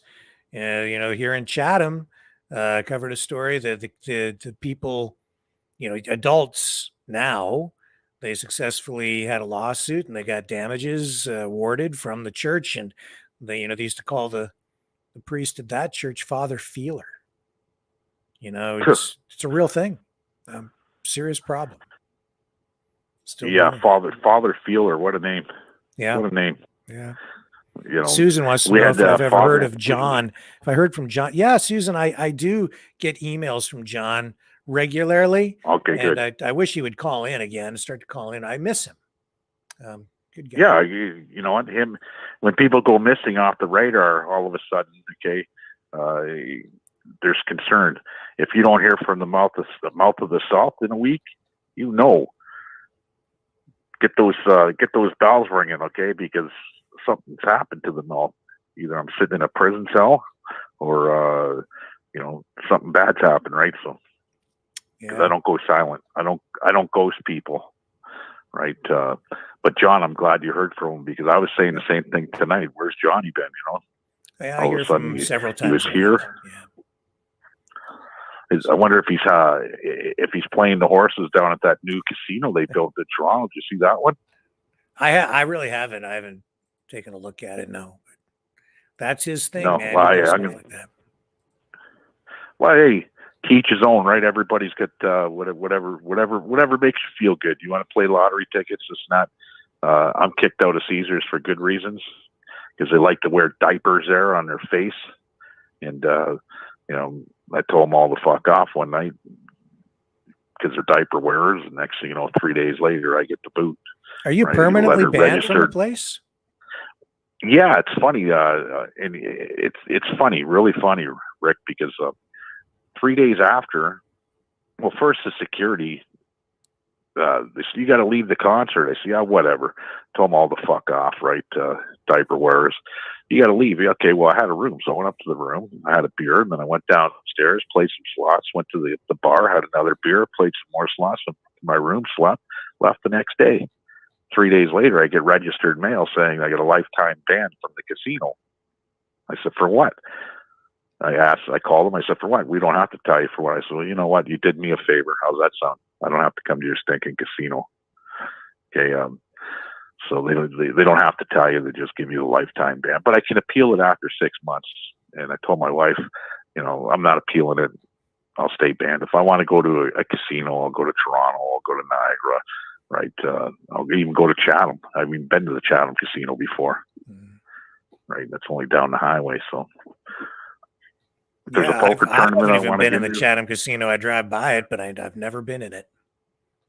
Right. I've never been in it either. That's the old Wheels Inn, right? Yeah. I've been to Wheels Inn, but nothing. It's been a casino now for years, and I still haven't been there. Right. So if there's the only game I enjoy is poker. Okay, and if there's poker tournaments I want to register into, I'll get into a poker game. But the blackjack and craps and all that crap, it's not my cup of tea. Even the one-armed bandits, I'm not into it. I find my luck a lot better playing poker amongst everybody in the poker table, right? So, yeah, which is seldom, right? Seldom it is, but I'll be back. Don't you worry. You got any more callers? You still want to hear my shit? No, we've got some stacked up here now, so we'll move on, I guess. Thank you, Leo. Stack them and crack them. Good night. Okay. All right, let's go to Note next. Hello. Hey, Rick. Hi. Hi. I was getting worried for you, so I thought I'd call. I wasn't planning to, but Leo beat me, so that's okay. Thank you. I can't say I have a heck of a lot to say. I'm very low on energy today, but just a couple of things. I don't know if you saw the swearing in of Olivia Chow. Oh, I did. What a fiasco that was. I did. Was that not cringeworthy? Yes. Like, oh my good God. We've come to more, like, even lower lows. Yeah. Like, what the ever loving? Like, that shit should not be allowed. So unprofessional and so just high school. I mean, it's like she won a sorority contest or something. I don't know. It's just ridiculous. Anyways, that just got under my skin. Here, I'll play it for people. I don't know. I have it queued up. Let me get it on the screen here. Oh, God. It's so cringeworthy. It's just pathetic. It is. It's. Here we go. I can hear it, unfortunately. Oops. Here we go. Oh.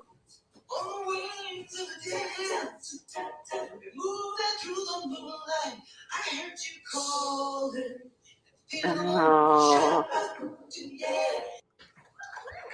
I'll let it roll again so they can see the beginning. So she wins the mayor's race. She's the new mayor, and then she has these people come out and sing. I don't know what group that is. Do you know anything about it? No, I don't know who they are. It doesn't matter.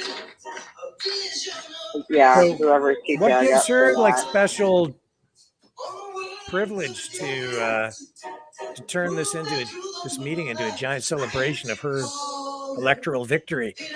You do this at your campaign victory party thing, like not in the Senate or in the Parliament. It's council just embarrassing. chambers.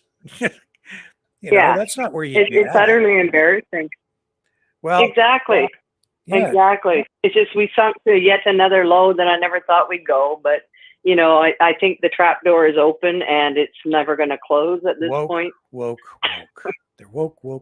Beyond woke. Yeah. It's pathetic. It's embarrassing. And speaking of embarrassing, like Trudeau prancing around with the two females on either side of him, meeting with Zelensky and all of that. It's embarrassing and it's painful. I mean, the world is laughing at us beyond belief. And if anyone believes that actual Canadians is behind all this BS, they really have their head in the sand, because how could we even? Like, most people now, realize what this so-called war is all about and all of that. And it's just, it hurts so much to even just have to hear him or see him or them. Jolie on CNN. Like now we got Parliament on CNN. Like what the ever loving, you know? And did you see that he showed up late for the session yesterday? Yeah. To top it all off, like some kind of, you know, drunken rock star. Yeah. In his fancy socks. I mean, they're just embarrassing us to no end. It's just, my good God, what next, right?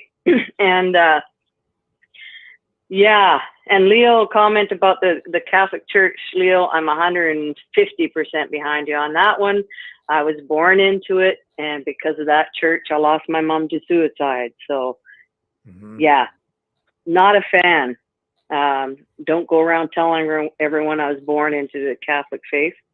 As a rule, 100%, I know exactly what Leo is talking about there. Yeah. Unfortunately. Yeah, I understand too.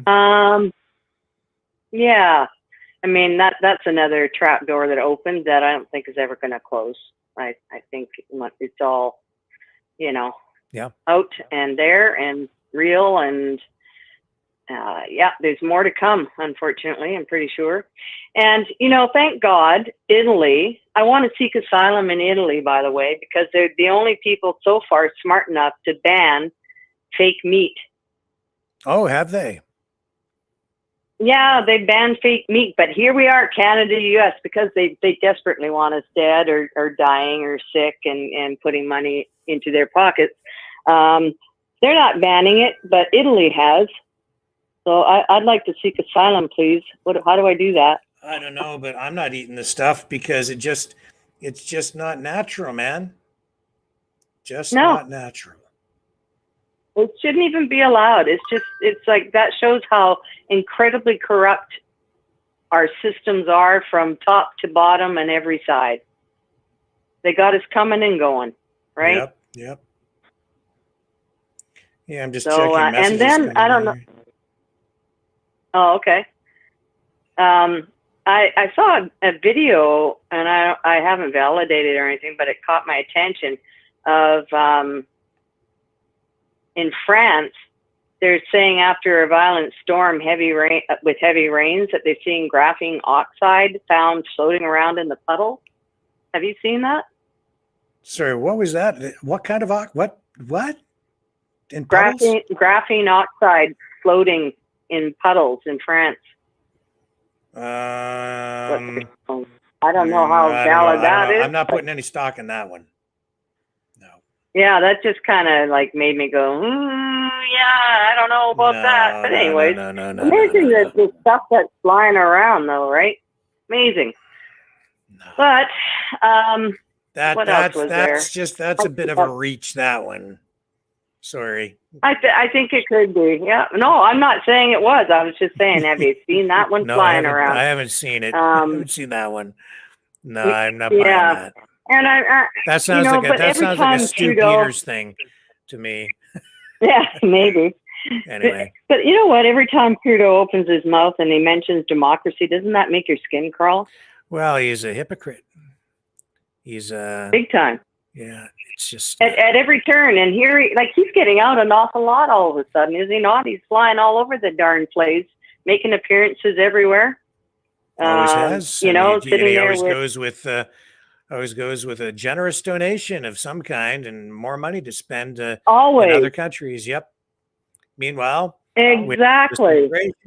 We're hearing today from economists and human rights activists, even, and homeless advocates saying that it's because of the immigration that we have such a serious homeless problem in the country.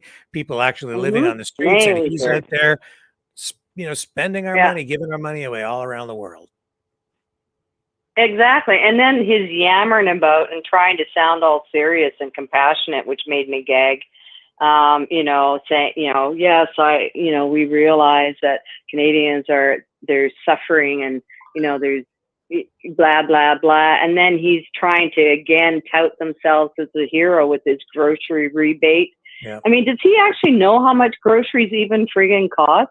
That little when rebate it's his, ain't going to help when for it's even his, a like month. a pound of butter for his airplane ride out to wherever, like just whatever, $1,000 for this and probably $10,000 for that. Yeah. They overpay for everything on Right? that, you know. Like, come on. Yeah. Yeah. I mean, it's just insanity, right? Yep. So yeah, that, you know, but on we go. The show carries on somehow. It's And it amazing. is a show.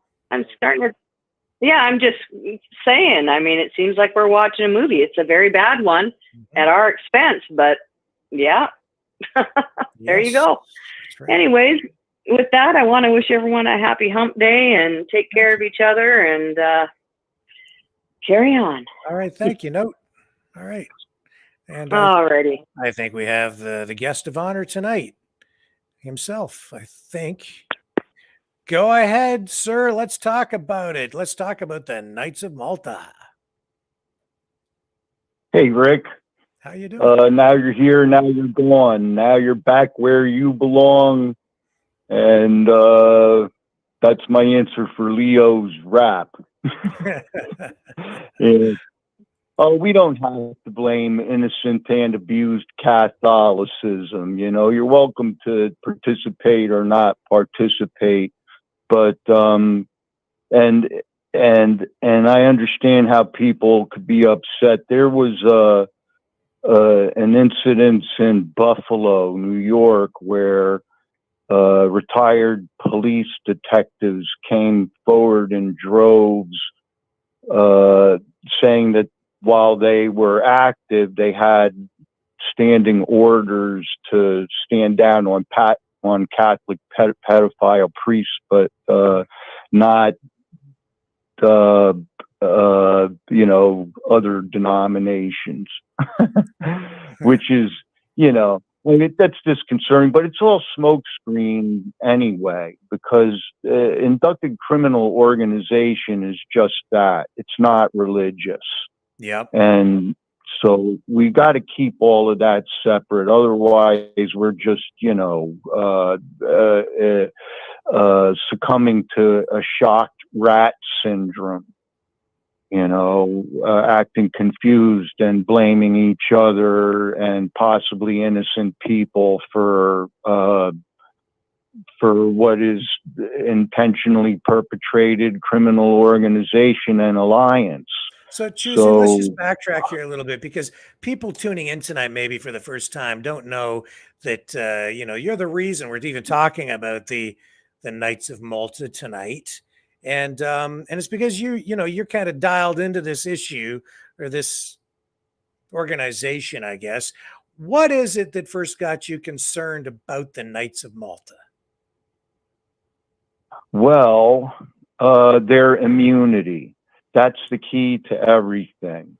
All right. That's the real purpose of their organization. It's to spread around that immunity, which is the breadth of criminal organization. If they can't get away with it, then, you know, then it doesn't exist. So when you say immunity, So that's what I was referring to. Like when they have an office in New York and they're considered a sovereign entity, if not a nation state, like a mini nation state, but they're treated like a nation state as a sovereign entity. And any, you know, diplomat that goes to the United Nations in New York City, and even when you're visiting other countries, if you're from a sovereign entity in this case, you know, you have diplomatic immunity if you're considered to be a diplomat.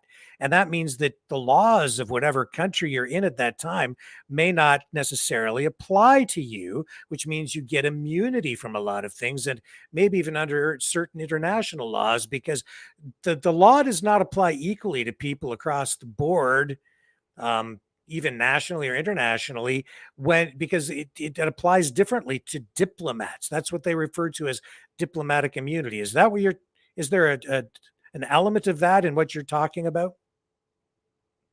Certainly that's, you know, one aspect of it, but deeper than that is the fact that they can't be charged or sentenced with anything. And what we're overlooking is it's not a matter of a foreign person coming into this country, they're inducted within nations and then considered to be from a fictitious landless nation at that point, which is just all bullshit. It's all bullshit, you know? And so, yeah, it's that immunity that's the key to understanding and unraveling the whole problem. So because they're because from this it's sort of weird sovereign entity, they're immune from charges under different kinds of laws. They can get away with a lot of criminal activity, even theoretically. right. And the way that they absolutely do. And that's the reason why we see, like, you know, Rand Paul tough talking Fauci or Elizabeth Warren tough talking Wall Street or whatever. Nothing ever happens. It's just because, you know, no branch of government alone or combined has the authority to charge or sentence these people. And which so, is mind-boggling. So, like But, back in 2011, yeah, which I referred to, when a journalist like Seymour Hersh raises concerns about people that he believes, and there is evidence to maybe suggest that they are actually members of the Knights of Malta, and they're in prominent positions in government or in the military or in the intelligence communities, that they might have that their loyalties to the U.S. government or the Canadian government or other governments might not be in the best. You know, their heart, they might have a different agenda that might not properly serve the people. absolutely, sir. But here's the thing: the way the rules are, they're precluded from the military. They're forbidden to be members of Roman loyal secret society in the military. So if General Milley is, you know, offering a flowery description of the Jesuit order, then that's disconcerting. But he's just one person. Theoretically, the officers and ranks are forbidden from those secret societies. So, but other than them and uniformed public servants who are also forbidden, like, you wouldn't want your police to be members of secret society. And, but that leaves every other branch of government institutions, academia, medicine, everything wide open, all sectors dominated by these Knights of Malta.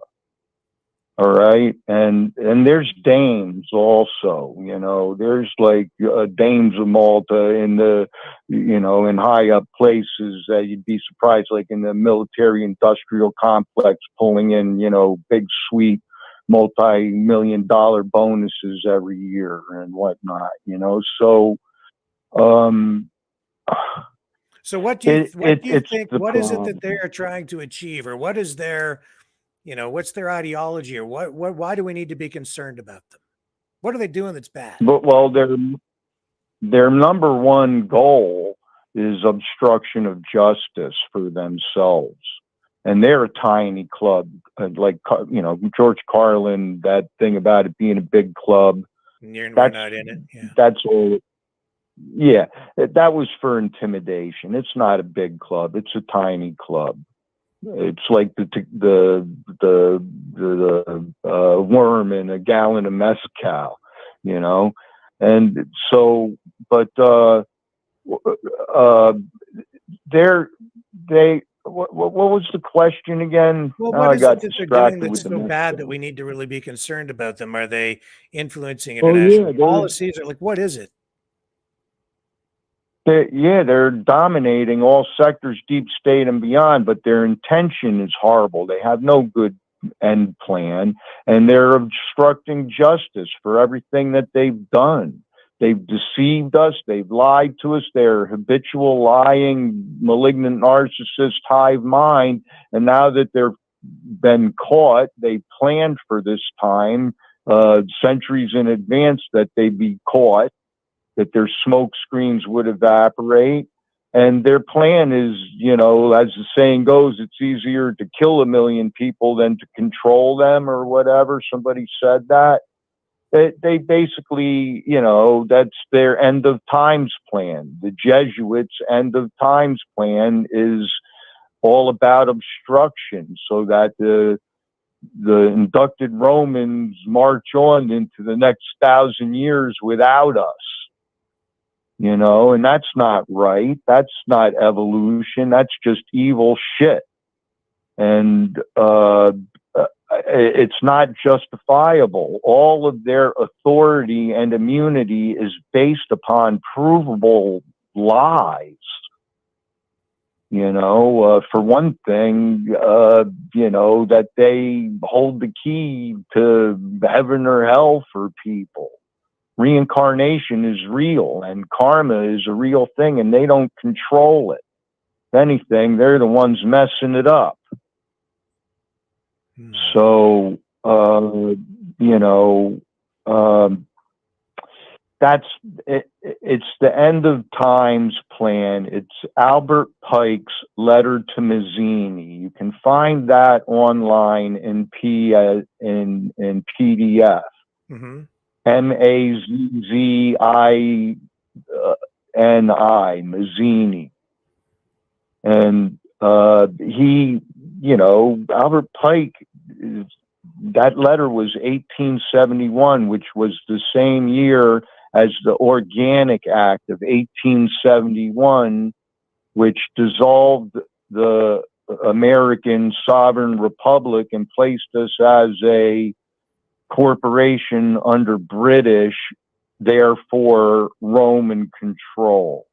It was just an act of pen thievery, and it doesn't make it right what they did. They got their minions into the places to write that stuff up and to, you know, claim that we're all their slaves. And that would be fine if they were actual stewards, but they're not. They're not doing stewardship, taking our money and claiming that they're protecting us and then turning around and waging war on us is not stewardship. And it's not healthcare to do this sneaky stuff. And it's a medical inquisition and then claim that we should pay for that. You know, it's insanity. Everything is inverted, and like they stated, that was their goal. Some famous person, when everything that the American people believe is a lie, then we have succeeded. Some intelligence person said that, Casey or something, right? Yeah, that's right. Yeah. And they also stated that they want to turn the blue sky white. And they've done that. And it all needs to stop. We need to stop the lies and get the blue sky back. And the way we're going to do that is with convened military tribunal, higher authority. It's what worked in Portugal, and that's the only historical, constitutional, legal precedent that we require. We can cite that and turn to our standing military and say, hey, General Milley, we don't like the way you're describing this Jesuit order fascism, and we want open to the public military tribunals, and we're going to munch popcorn and watch the secrets of the occult unfold on YouTube or wherever we want. Well, you know? When I hear people, Tochuzi, start to talk about things like military tribunals, well, nobody has to get hurt. No, that's the thing. Yeah. People hear the phrase military tribunals and they freak because they're picturing gallows. Well, and no, it's not that so much. It's just like under what jurisdiction, under what law, and this whole idea that, you know, our governments are not legitimate because they're just corporations and blah blah blah blah blah blah blah. Well, you know. Well, no, I understand that it's supposed to be a structure of stewardship. And it would be if we had fair constitutions with some kind of central global entity, but it's all a hoax. That's not what's going on. And not only are all of our nations co-opted and corrupted by inducted Rome, but the Knights of Malta, who are imposing the oppression, have a very cushy constitution with Rome that was just renegotiated. Remember how Francis announced, we're calling in all Vatican assets. That was in the end of August last year. And Rome is calling in look, all, like, what are you gonna do? So you've got these guys who wear their black robes. They get, they're part of this bizarre organization, which is based in Rome. You have, through history, even people like Lee Iacocca, who was the head of Chrysler Corporation. Okay, so he was a Knight of Malta. What do you like? Then you talk about tribunals. What do you want to do? You want to round them all up and put them all on trial? Where? In the United States, in Canada, in some other country? I'm You not go over to saying Rome? that Where are you going to do it? I'm not, Rick, we have good mountain range of evidence that they're all in cahoots.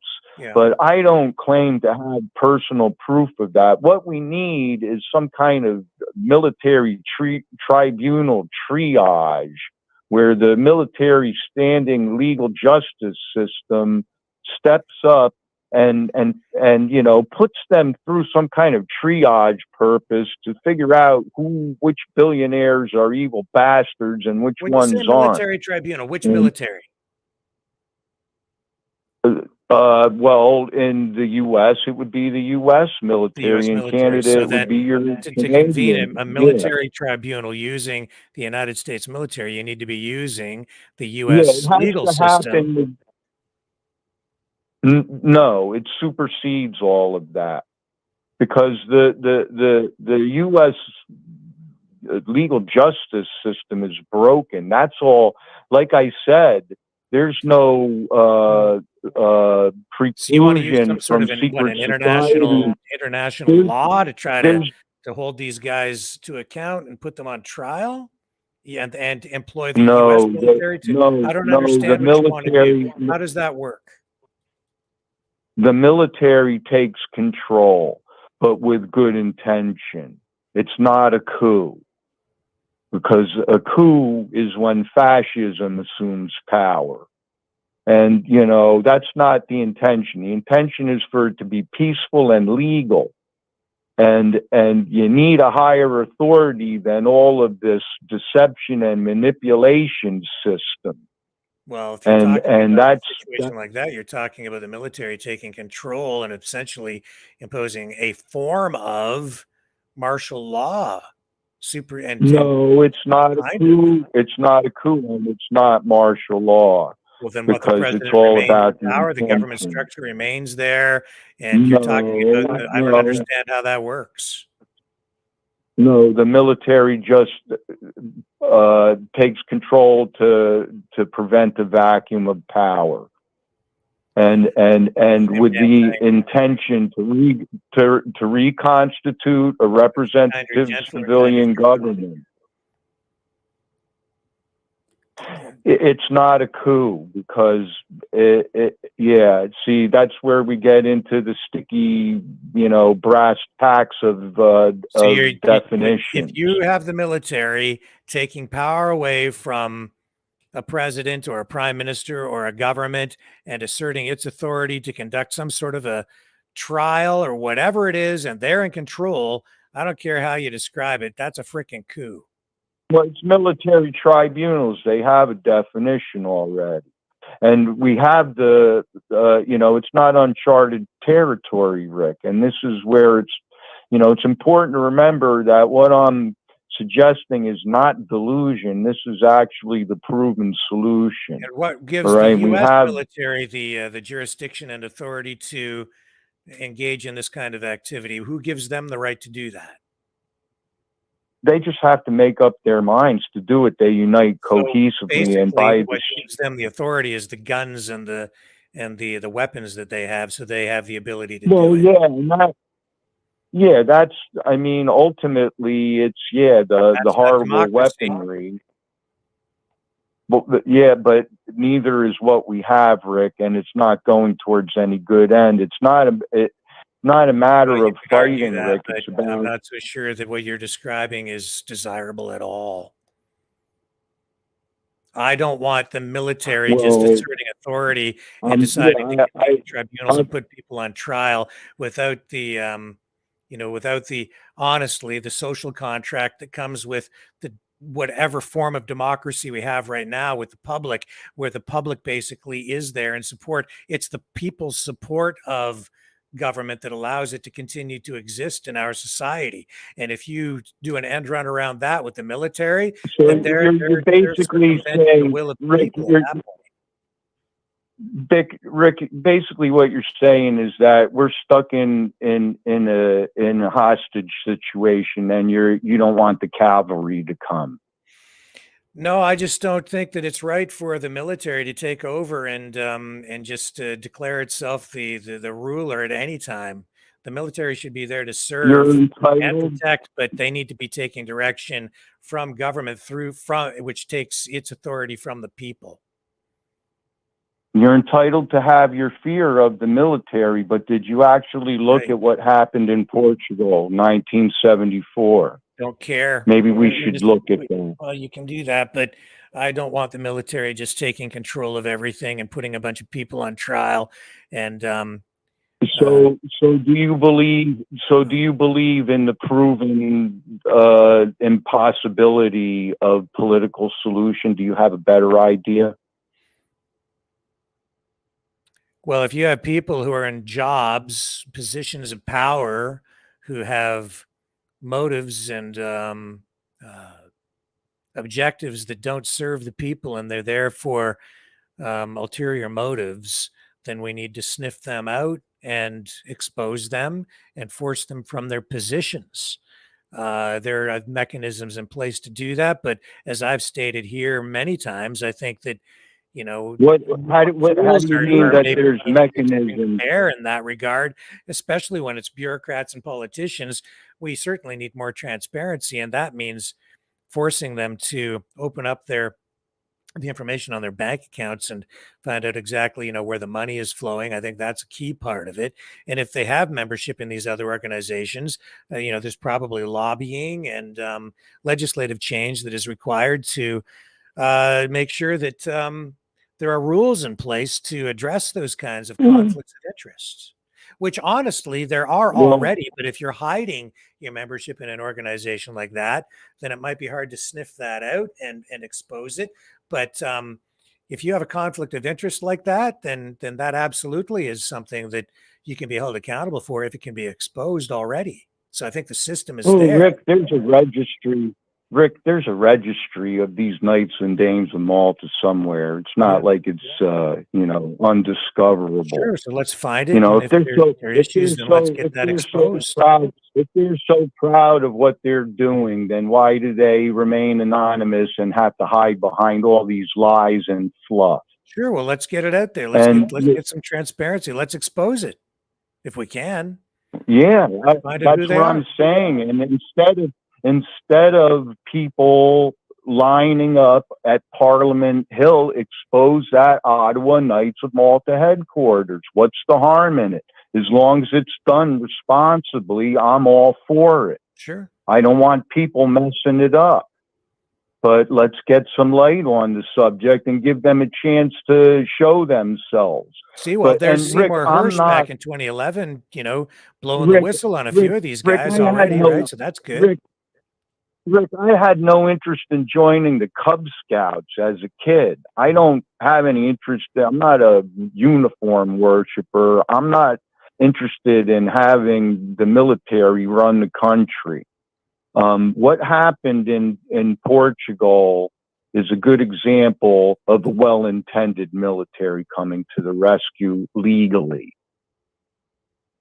you know, and it was the wives of the officers over there who put their feet down. They were having their students at the university hauled away for no good reason, and they put their feet down and they stopped the procrastination. And you know, the intention of peaceful revolution is expressed up front, and it's tangible. Well, it's not, you know, it's there's a nothing to divide fear. there's the Grand Canyon between yourself and myself, I guess, because you just are you saying that you want some sort of a revolution? Because I'm saying let's hold these guys legally accountable, using the system we have in place, and I think there are mechanisms that we have I that we can don't do that. But know. you're I talking don't. about what, a revolution? Yeah, because I think that you're still fundamentally in denial of a proven historical principle. It's a solid principle that no branch My of friend, there's government no bloody alone way will I'm going to survive. sit here I mean, you're and saying support. you're There's no Rick, way I'm going to support Rick, any you're call to just saying that hand over there's power checks to the and friggin' military. balances. Yeah, but you're saying that there's checks and balances, and I'm telling you, no, there's not. There's no branch of government that has the authority to charge the inducted immune. You tell me where is these checks and balances, and where have they been? Even diplomats with diplomatic immunity can be expelled from a country. You can exile them, you can get them out, Yeah, but they and go you back to don't need to their give them home positions of country. power. And in They go addition to back that, to their home country. these Knights of Malta, who even if they have membership, they're still in I think every instance we've been citing here, they're either U.S. or Canadian citizens, and as such, they are under those conditions subject to the rules and the laws of the land, the rule of law, and they still come under the criminal code. No, And that's not the way it works. in any event, That's we can not the still way you it can works. always kick them out of the country. You can do that. Yeah, well, that's what we need to do. We need to kick people who are in this country, who were born in this country, who got mixed up with these Knights of Malta at some point in their lives, and you know, and they got invited into the club that prints their own passports in diplomatic international immunity, and that's what it's all about. Because then they can be inside trading, warmongers on innocence, and everybody thinks that's cool and okay. Yeah, no, I don't. And they're not just in the United States, though. They're in other countries. They're all over the world. Yeah, they are. There's one nation that they're not in, Bhutan. Bhutan doesn't have a cardinal assigned, and therefore no inducted Knights and Dames of Malta that we know of, and it's a magically happy place. But that's also why this approach that you're advocating for, this revolution, that would not work either, because they are all over the world. What are you going to do? You're going to have a worldwide revolution? Where all the military? No, well, does the U.S. military go around and just assert its, self-declared authority to go around and start, holding military tribunals globally? Yeah, that's a valid question and a logical conclusion. Yes, we need peaceful revolution Olympics. The more nations that break the noose with Rome, the less people they have to manipulate and deceive. It's all about deception and manipulation. Remember, their authority and immunity is all based on lies. And we need all the nations to get off the chain and just say no to these people. They've come into our country. They've inducted our leadership. They've co-opted our central national banks. They've set up a corrupt world central banking system that our corrupted national central banks that are run in perpetual deficit have to borrow from. It's all debt slavery. This is all the Knights of Malta running all of this? Yes. In your view? Yes, they're a 1,000-year-old organization. They're older than the Jesuit order itself. And they founded can all you of the show me some intelligence documentation or send me agencies. some information that, absolutely ties this together in a really concrete way?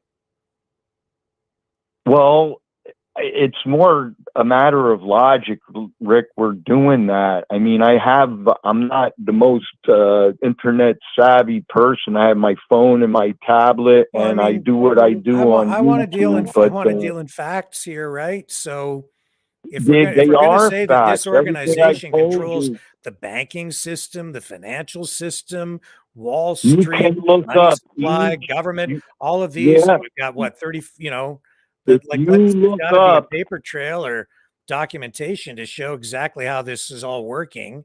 I mean, there's I'll tell you how it works, Rick. You start with one alphabet agency. Let's take the CIA or the FBI or any of them. You go online and you look into the founding of the organization and you look at who founded it, and then you tie that person or persons with the Knights of Malta, and that's how it's done. yeah. Well, we Okay, need the and you can membership do list, that and then we with can find every out where single. You where can they're do working. that. You can do that with, you can infer that and do that with all of the agencies, not just nationally, but globally. The UN is comprised of ambassadors that are highly likely to be inducted Knights or Dames of Malta, and the Knights and Dames of Malta with their fictitious nation have a seat at the table, an important seat. So, and then there's the IMF, the WEF, all of that stuff is just more Knights of Malta redundancy, Rick. I wouldn't get on the phone and tell that to the world without it being certain. Okay, you can verify that. You're the journalist. You're the one that has all of that expertise. But you're the, but I hey, leave it look, to I'm you. going to do more work on this. I know that there's like a basis in fact in some of this stuff, but how far does it go? How much influence do they really have? What's really accurate? There's also perspective.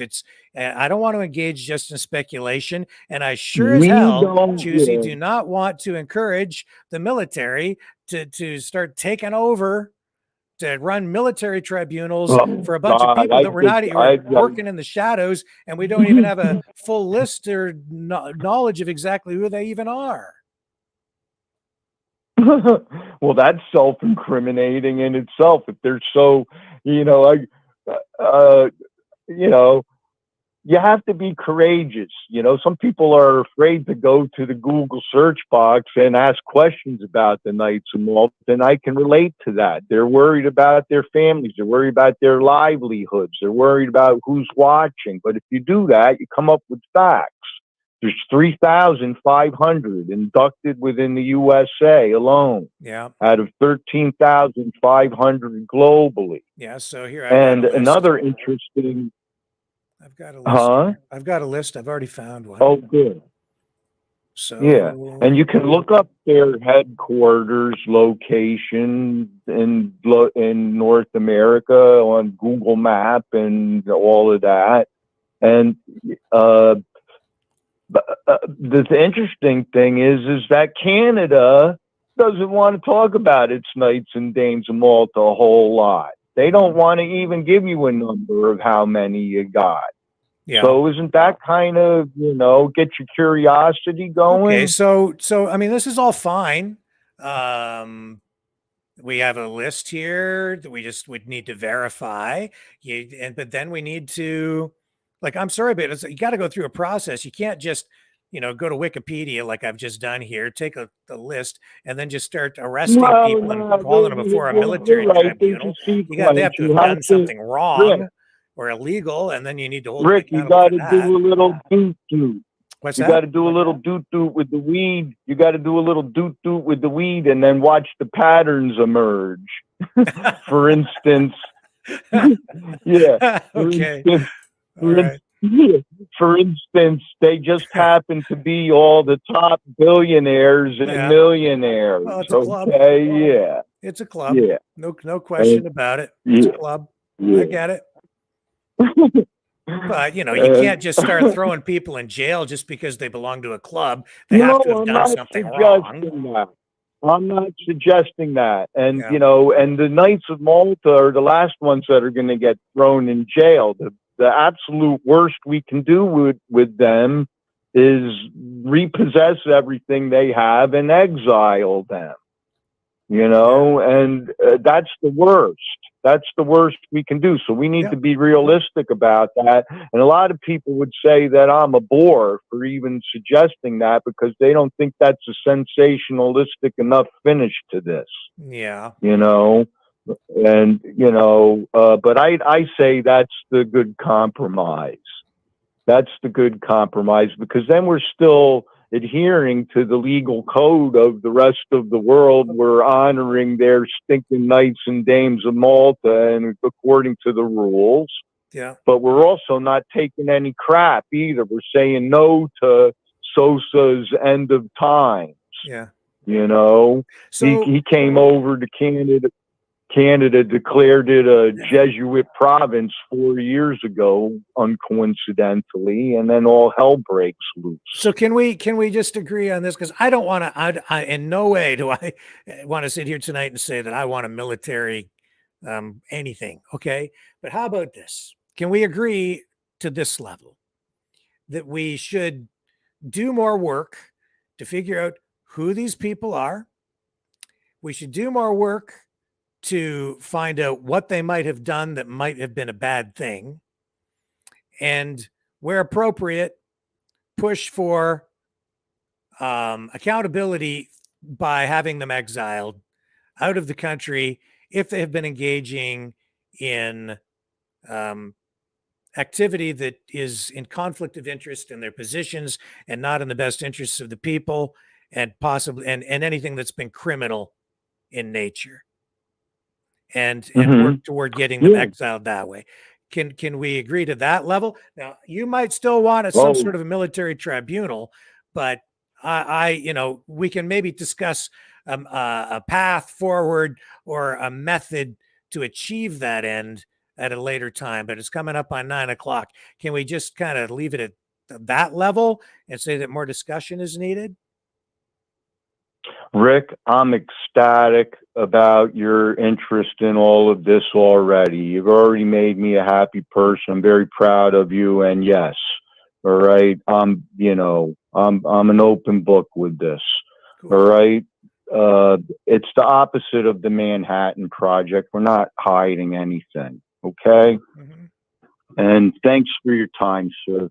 Hey, and thank you. everybody Choosy. else. You know what? Like there is, like I said, there's some real facts here. There's a foundation of truth.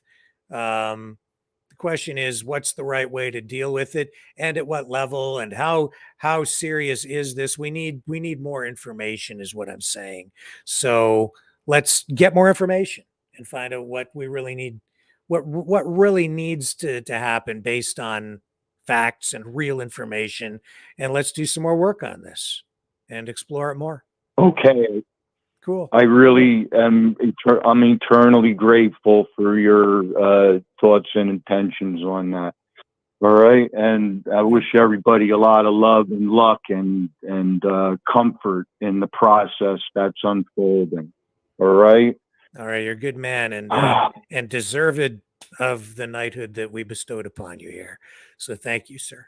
Thank you, sir. I didn't take it lightly, and I won't.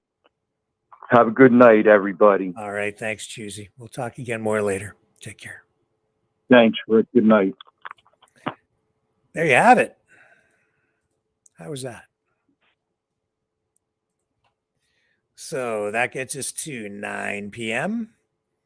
And yeah, we'll close that off and we'll close this off. The phones are now closed and we'll take this down. And I got to thank all of you for hanging in there. And that was kind of a cool conversation. And we can do more work in that regard and see where that takes us. Thank you, Choosy. That was a great conversation. And maybe we need to talk to Seymour Hersh. She's already done some work in this area as a journalist. So maybe we'll talk to him or the guy. There must be other people who've already done a lot of the legwork in this area. So maybe we can expedite the process by talking to some other people who are more knowledgeable on the subject than I am, and accelerate the process. We'll see where it goes from here, the Knights of Malta. But thank you. Anyway, we'll be back tomorrow night, I think, 6 p.m. Eastern Standard Time. I keep saying I might take a day off. We'll see how it goes tomorrow. If I'm not here, it's just because I'm taking a day off and I'm getting some other stuff ready. I've actually figured out a way to get back on Facebook and not get kicked off again for the reasons that they've cited for kicking us off this time. We're on partially, but I need to make a bunch of production changes here, and that's going to take some work that I won't go into here at the moment, but I think I've found the solution to dealing with the strikes that they kept applying to the pages and our account until eventually we've been sort of booted off Facebook partially. We're half on, half off. It's kind of a weird situation. Gonna need some time though. So anyway, thank you everybody. Don't forget to like, share, subscribe. Support the channel at maverickdonations.com or freedomreporters.com. And if you do subscribe on YouTube, hit the notification bell. Don't forget to subscribe if you haven't already over on Rumble. That's where we need to take people mostly. We'll be back, like I said, tomorrow night, 6 p.m. Oh, yes, I will be back for sure.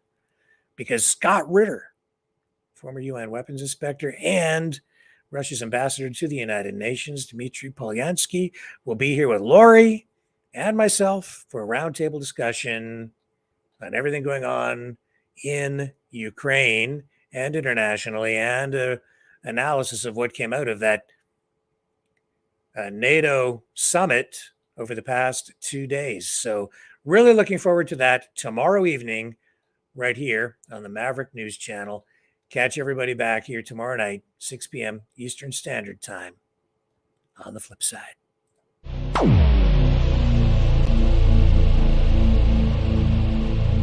This has been a Maverick Multimedia production.